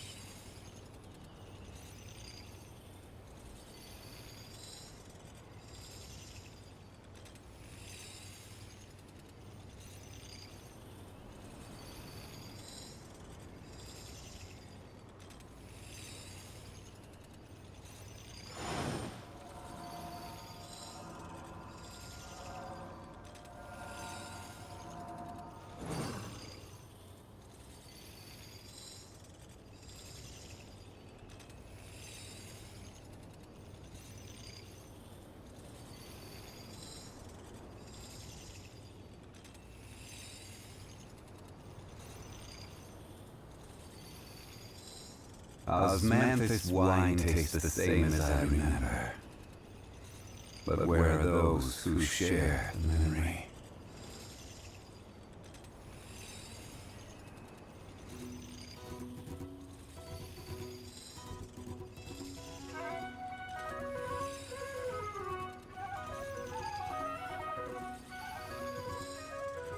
Where do you want to go next? If you'd like to see Liyue's tourist spots, I have a few references.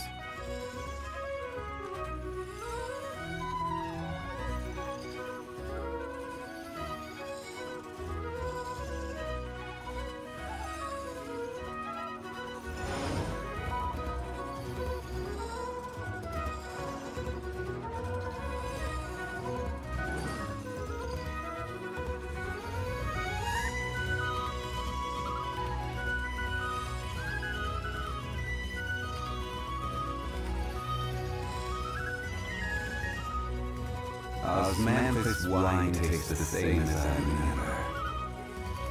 But where are those who share the memory?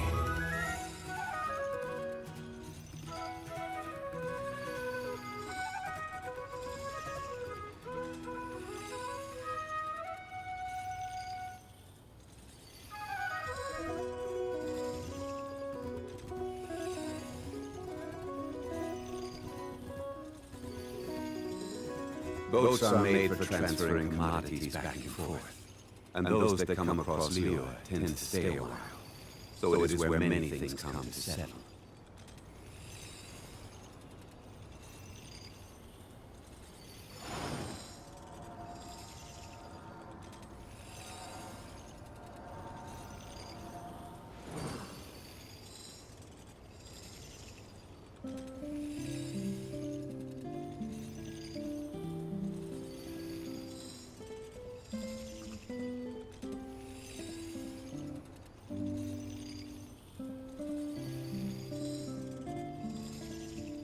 Osmanthus wine tastes the same as I remember.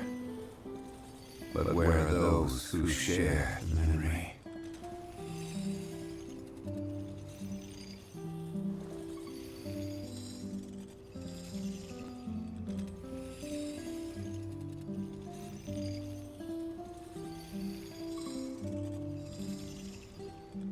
Where do you want to go next? If you'd like to see Liyue's tourist spots, I have a few references.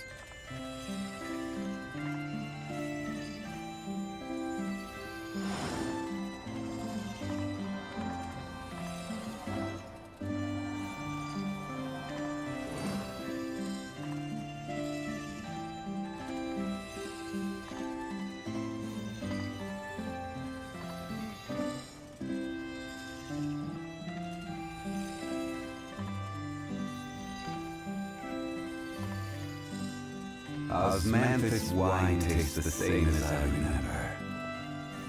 But where are those who share the memory?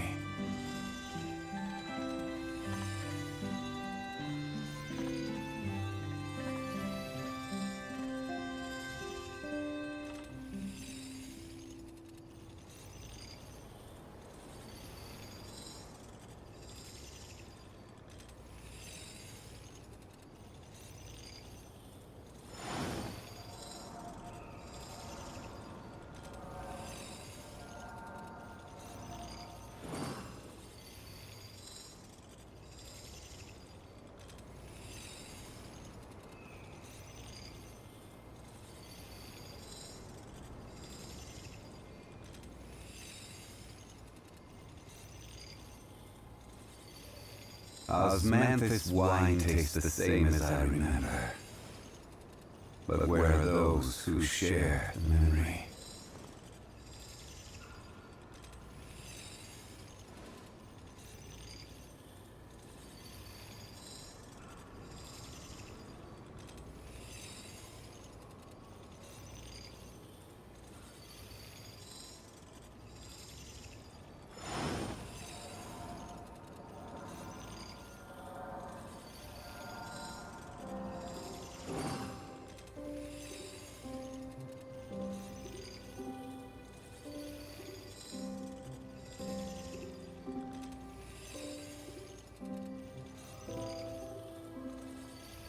Osmanthus wine tastes the same as I remember. But where are those who share the memory?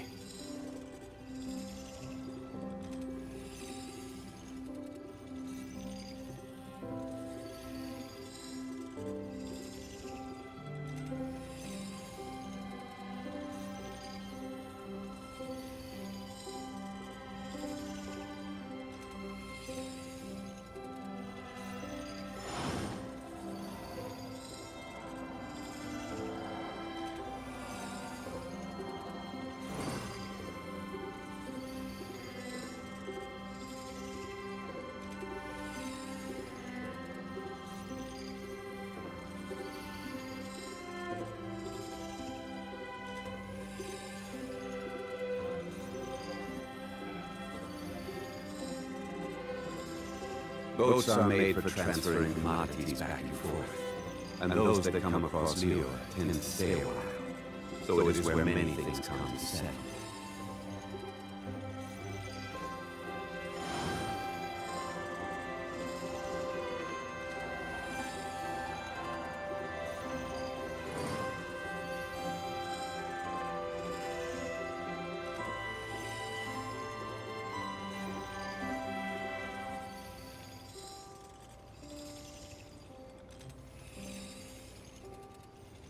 Where do you want to go next?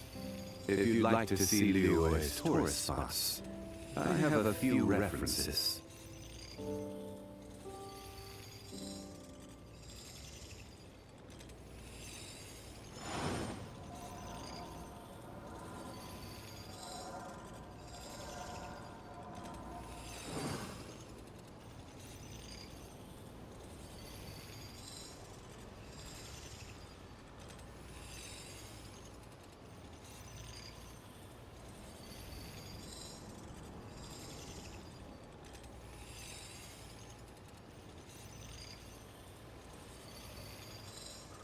Osmanthus wine tastes the same as I remember. But where are those who share the memory?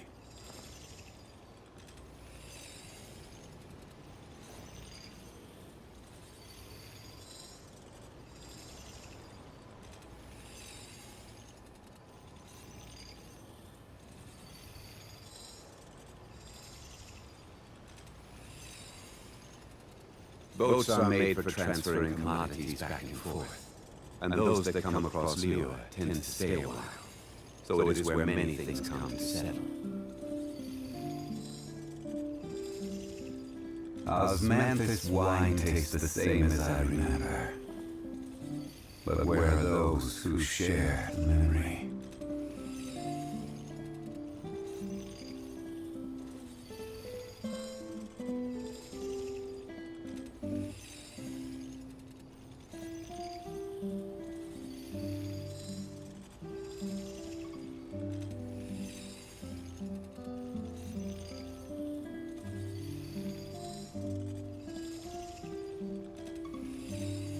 Every journey has its final day. Don't rush.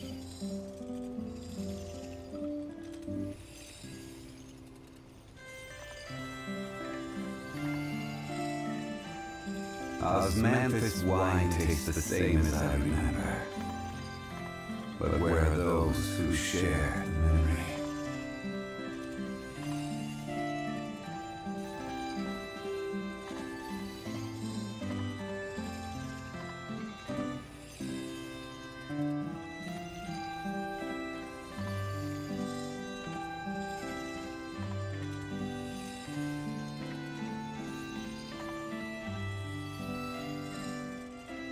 Where do you want to go next?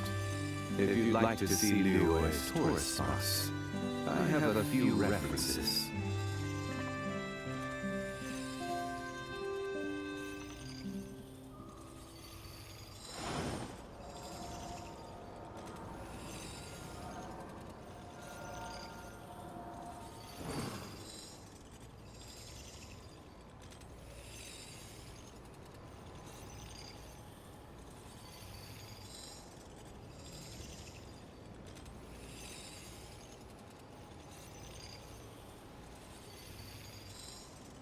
Osmanthus wine tastes the same as I remember.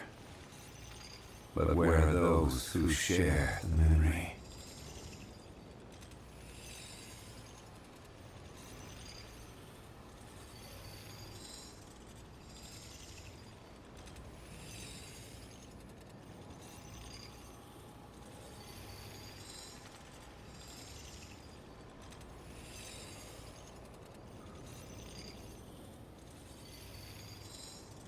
Every journey has its final day. Don't rush.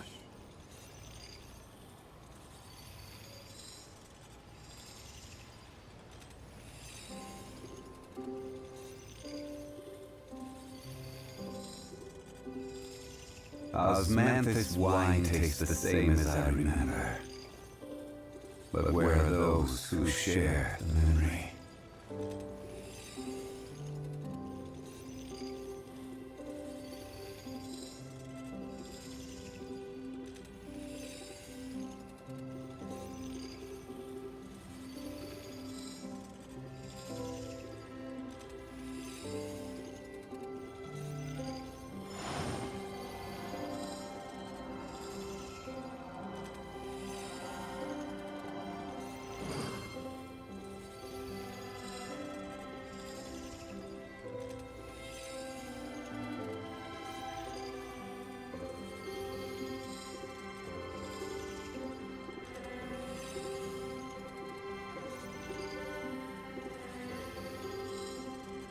Osmanthus wine tastes the same as I remember.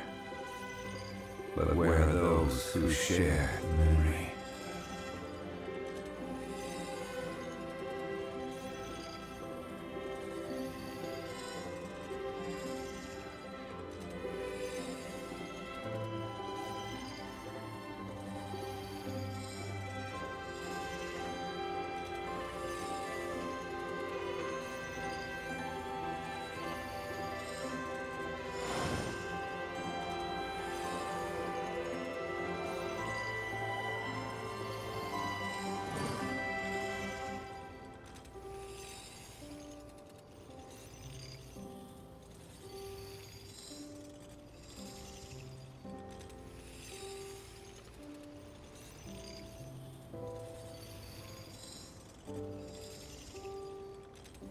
Where do you want to go next?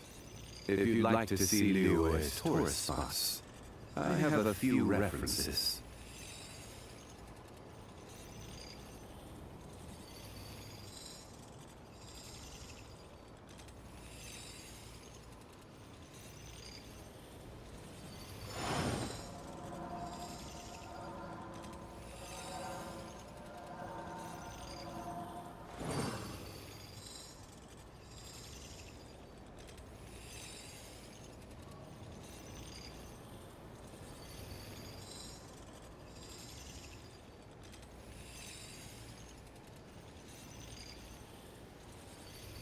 Every journey has its final day. Don't rush.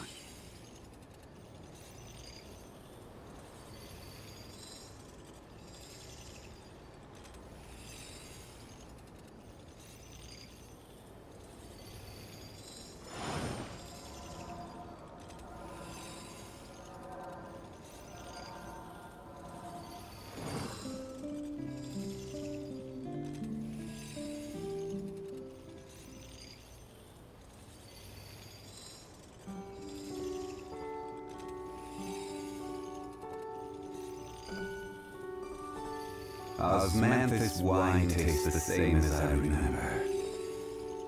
But where are those who share the memory?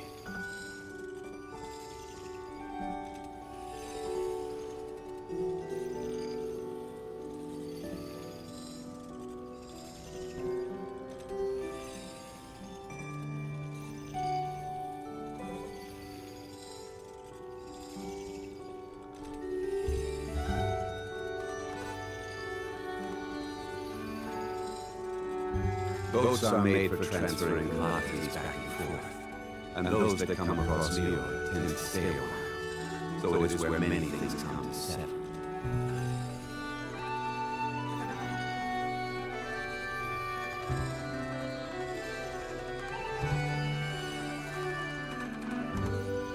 Osmanthus wine tastes the same as I remember. But where are those who share the memory?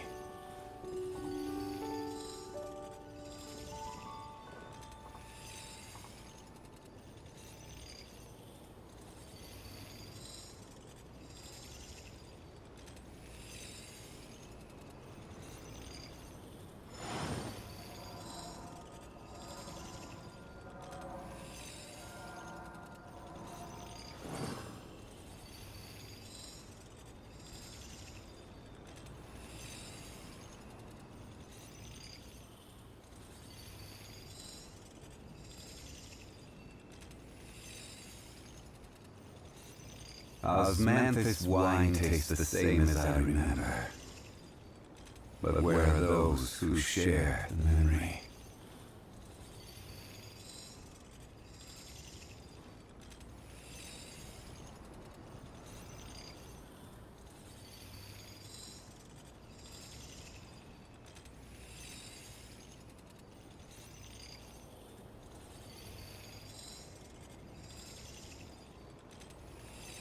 Where do you want to go next?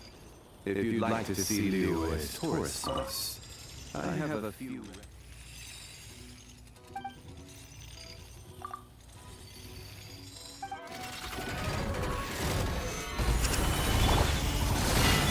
Rise with the sun!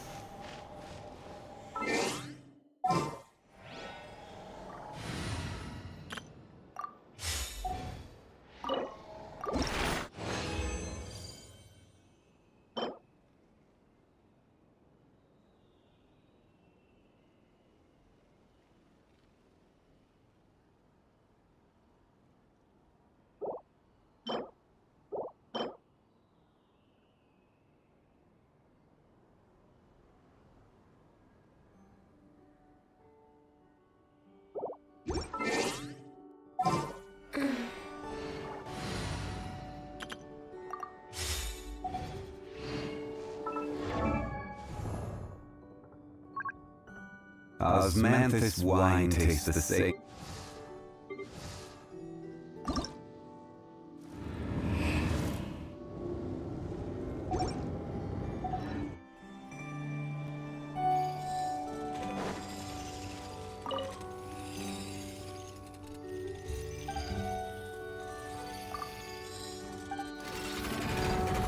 Solidify! Chivalry!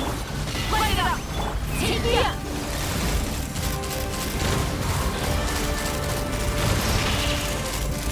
Locked on!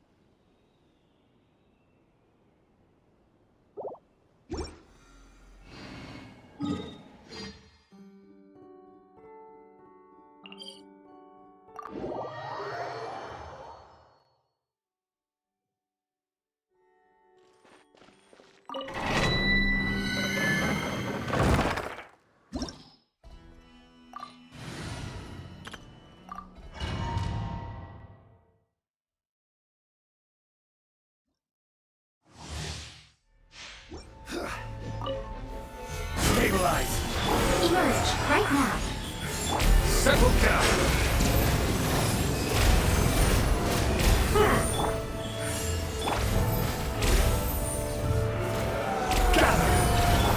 Emerge right here. Silence.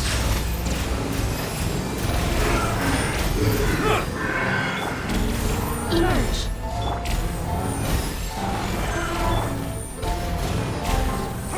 Settle down.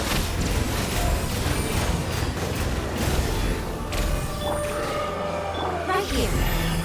Right now. Solidify. Silence. Protectors.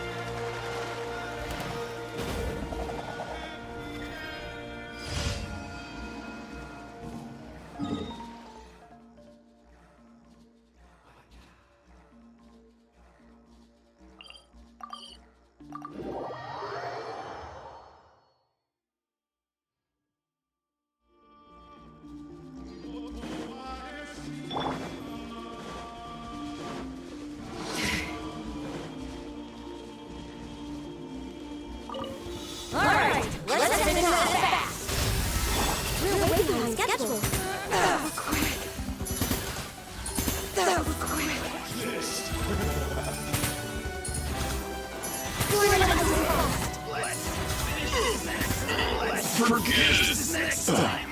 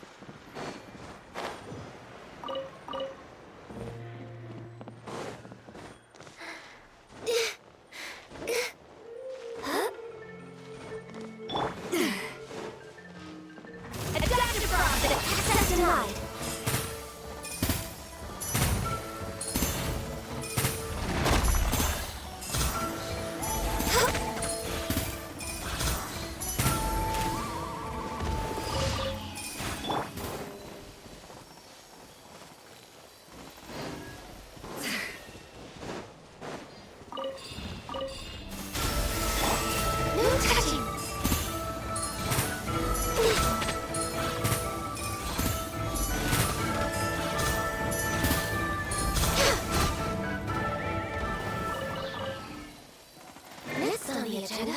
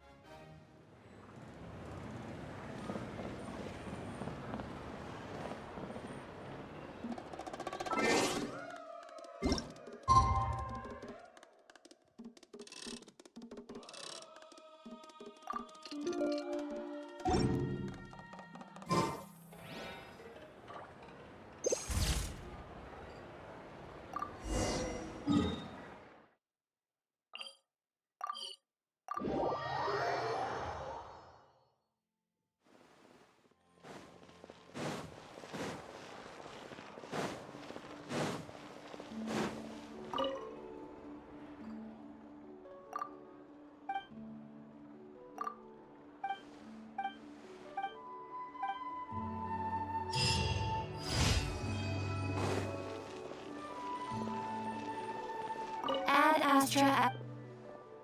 Thank you for completing. You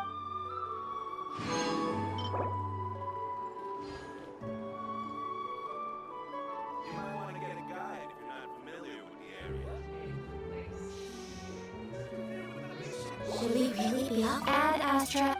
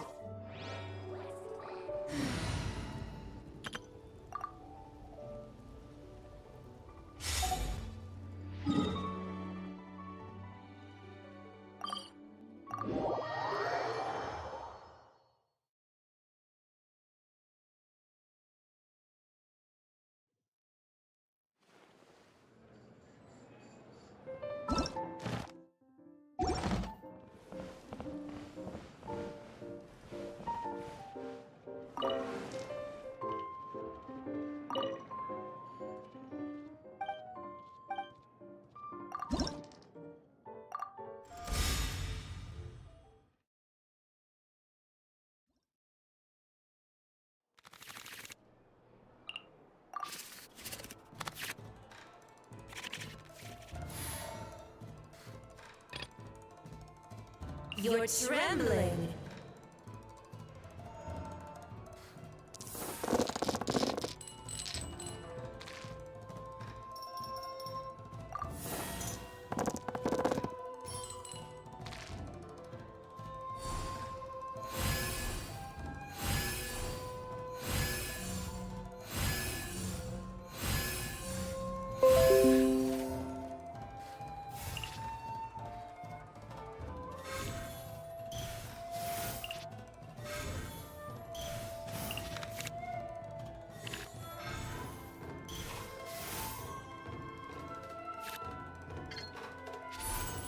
The pale flame smolders!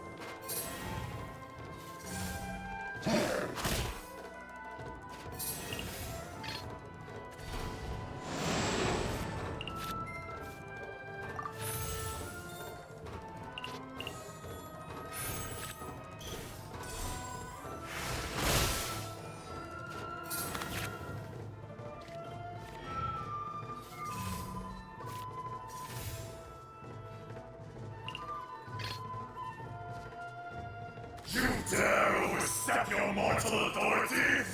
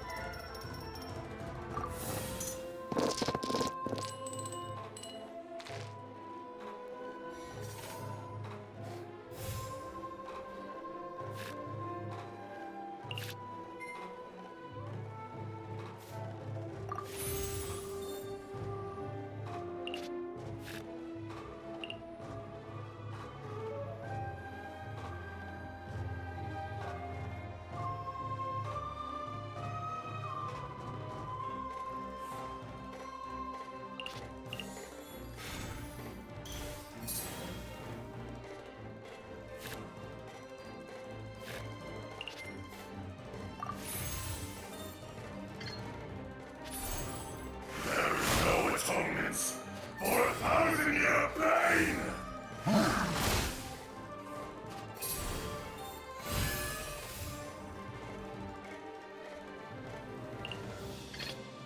You're trembling.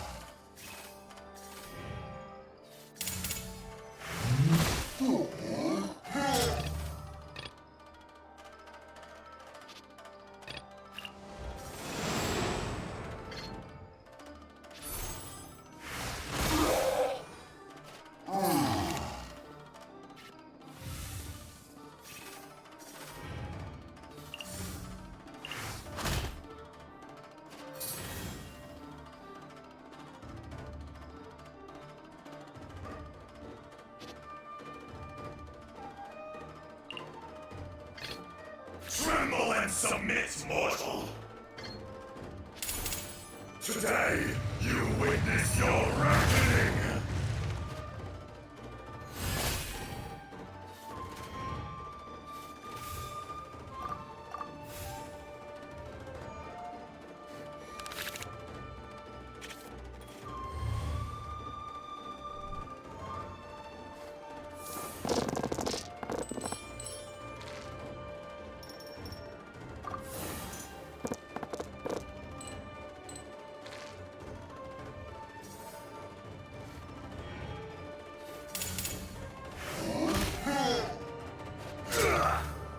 Insignificant humans.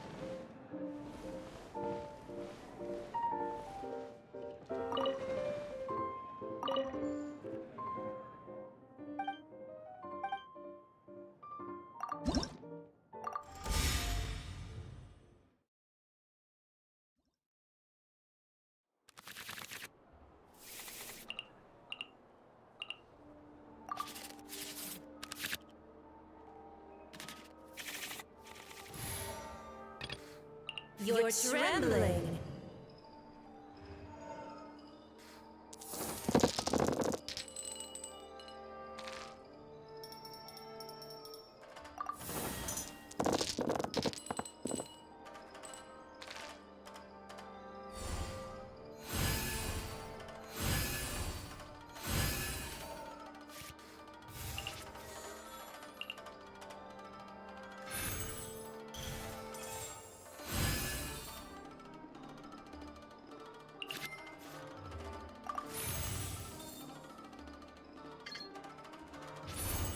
The pale flame smolders.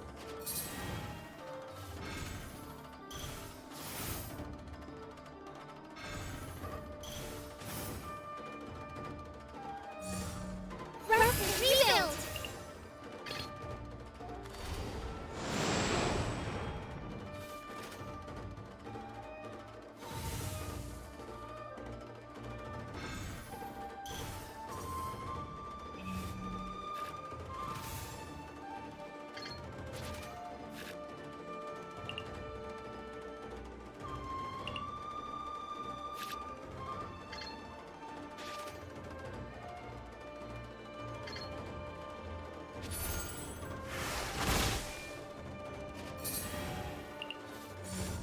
Attaboy!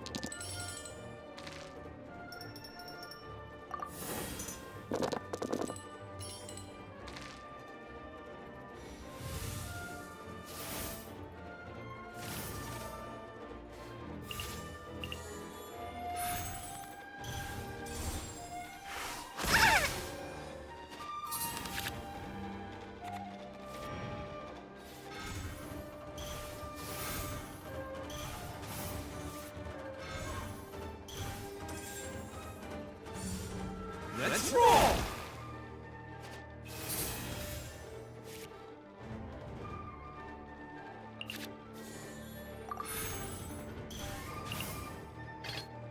You're trembling.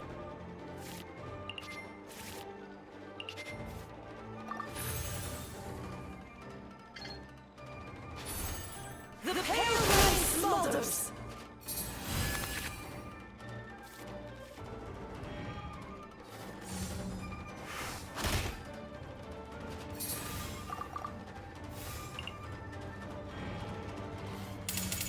Oh, coming through!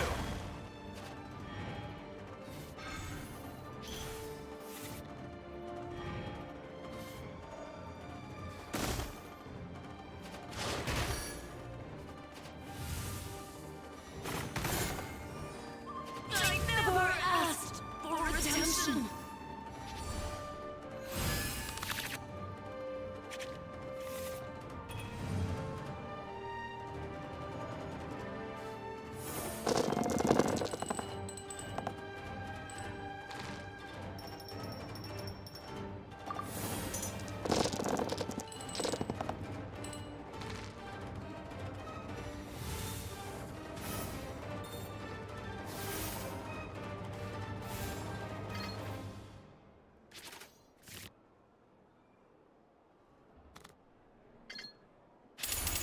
All must burn!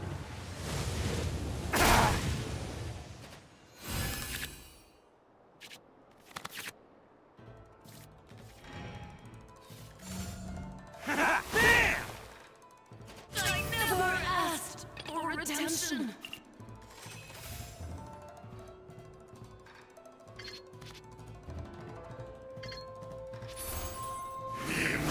Earth will not absolve you!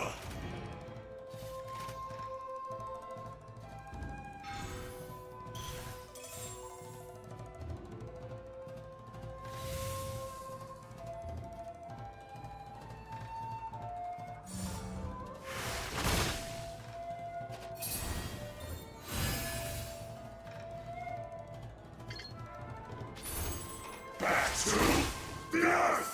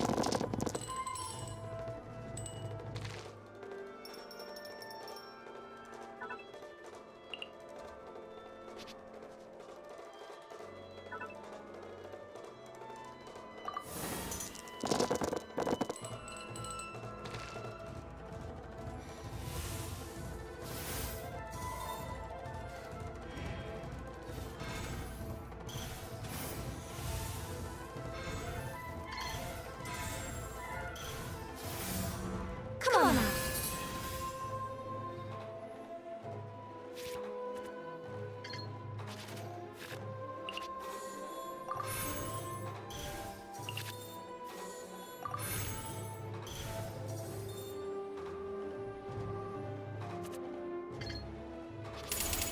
You stand upon your tomb.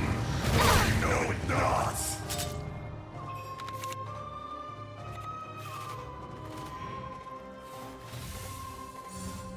Hold the line. Dust!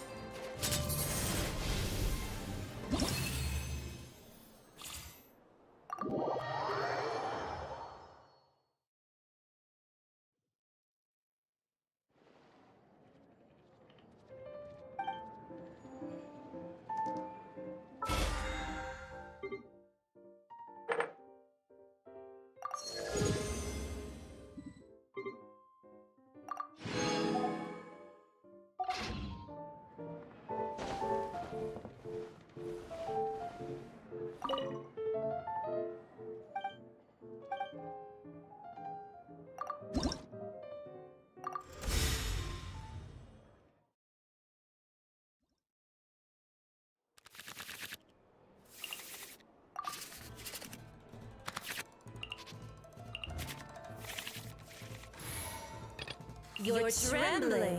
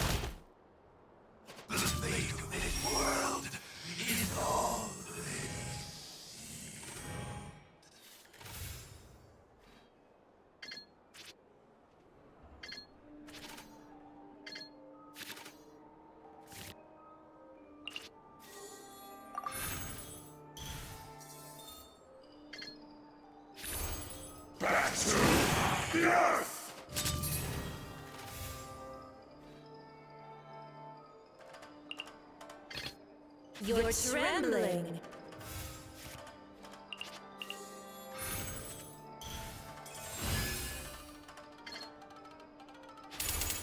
Witness my suffering!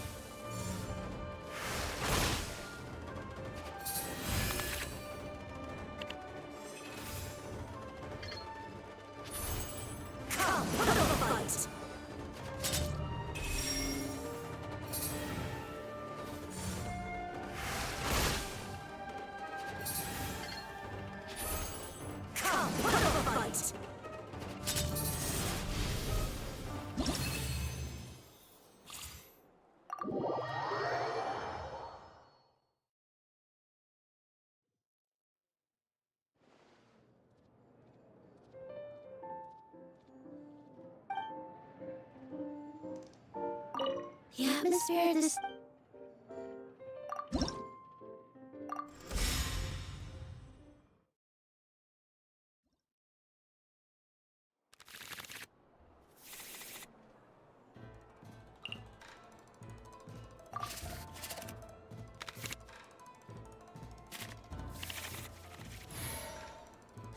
You're trembling.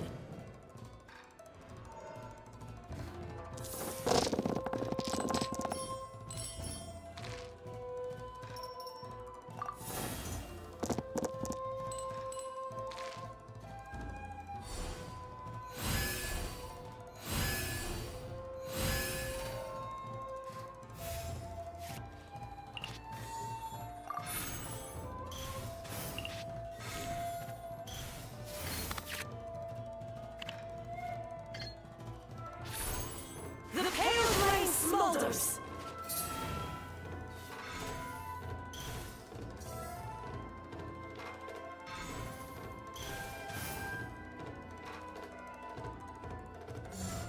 Without my strength!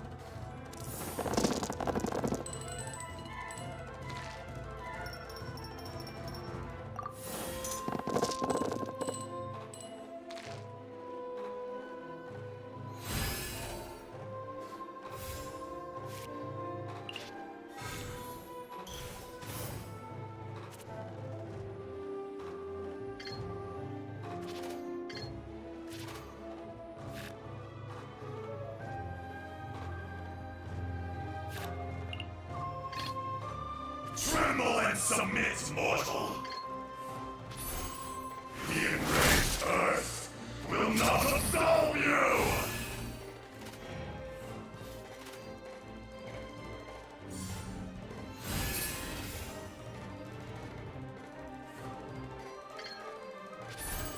Back to the earth! Pin them down!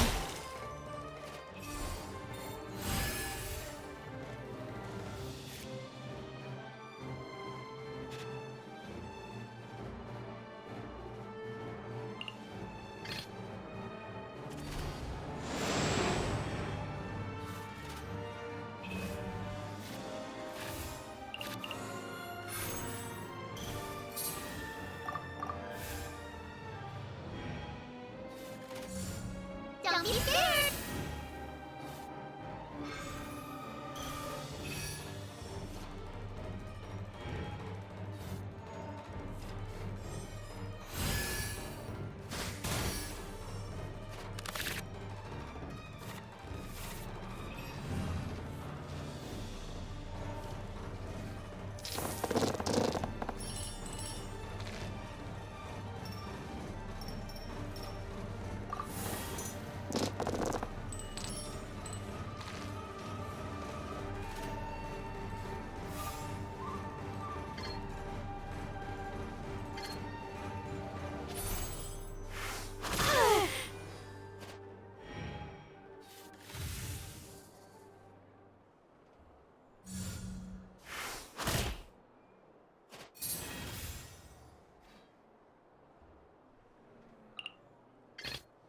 You're trembling.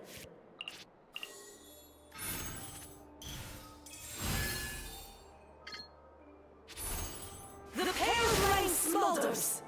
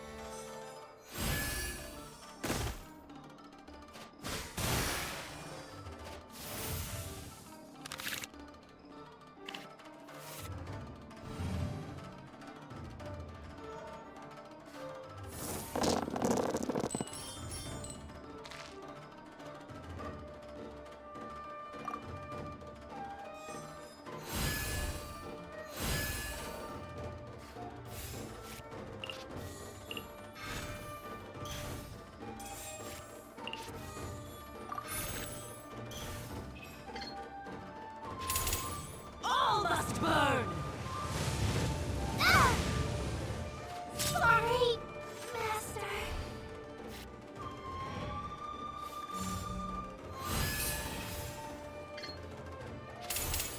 You stand upon your tomb, though you know it not. Pin him down!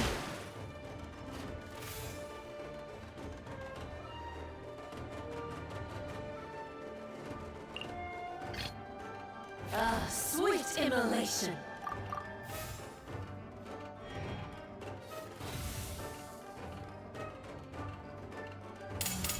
We shall prevail!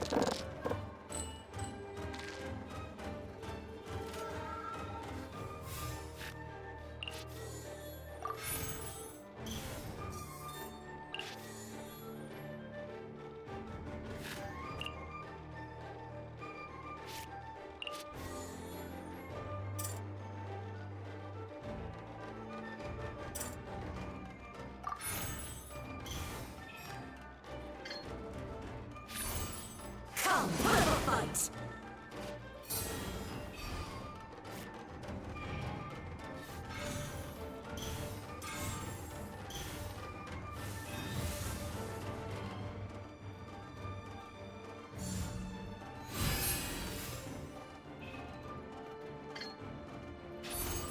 Back to the earth!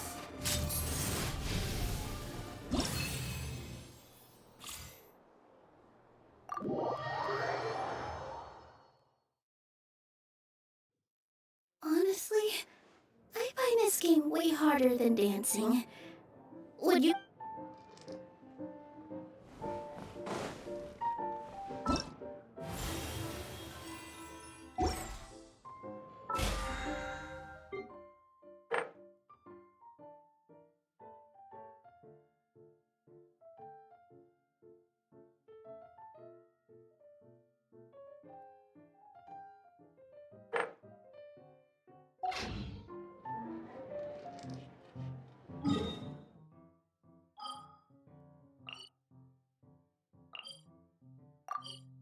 Huh?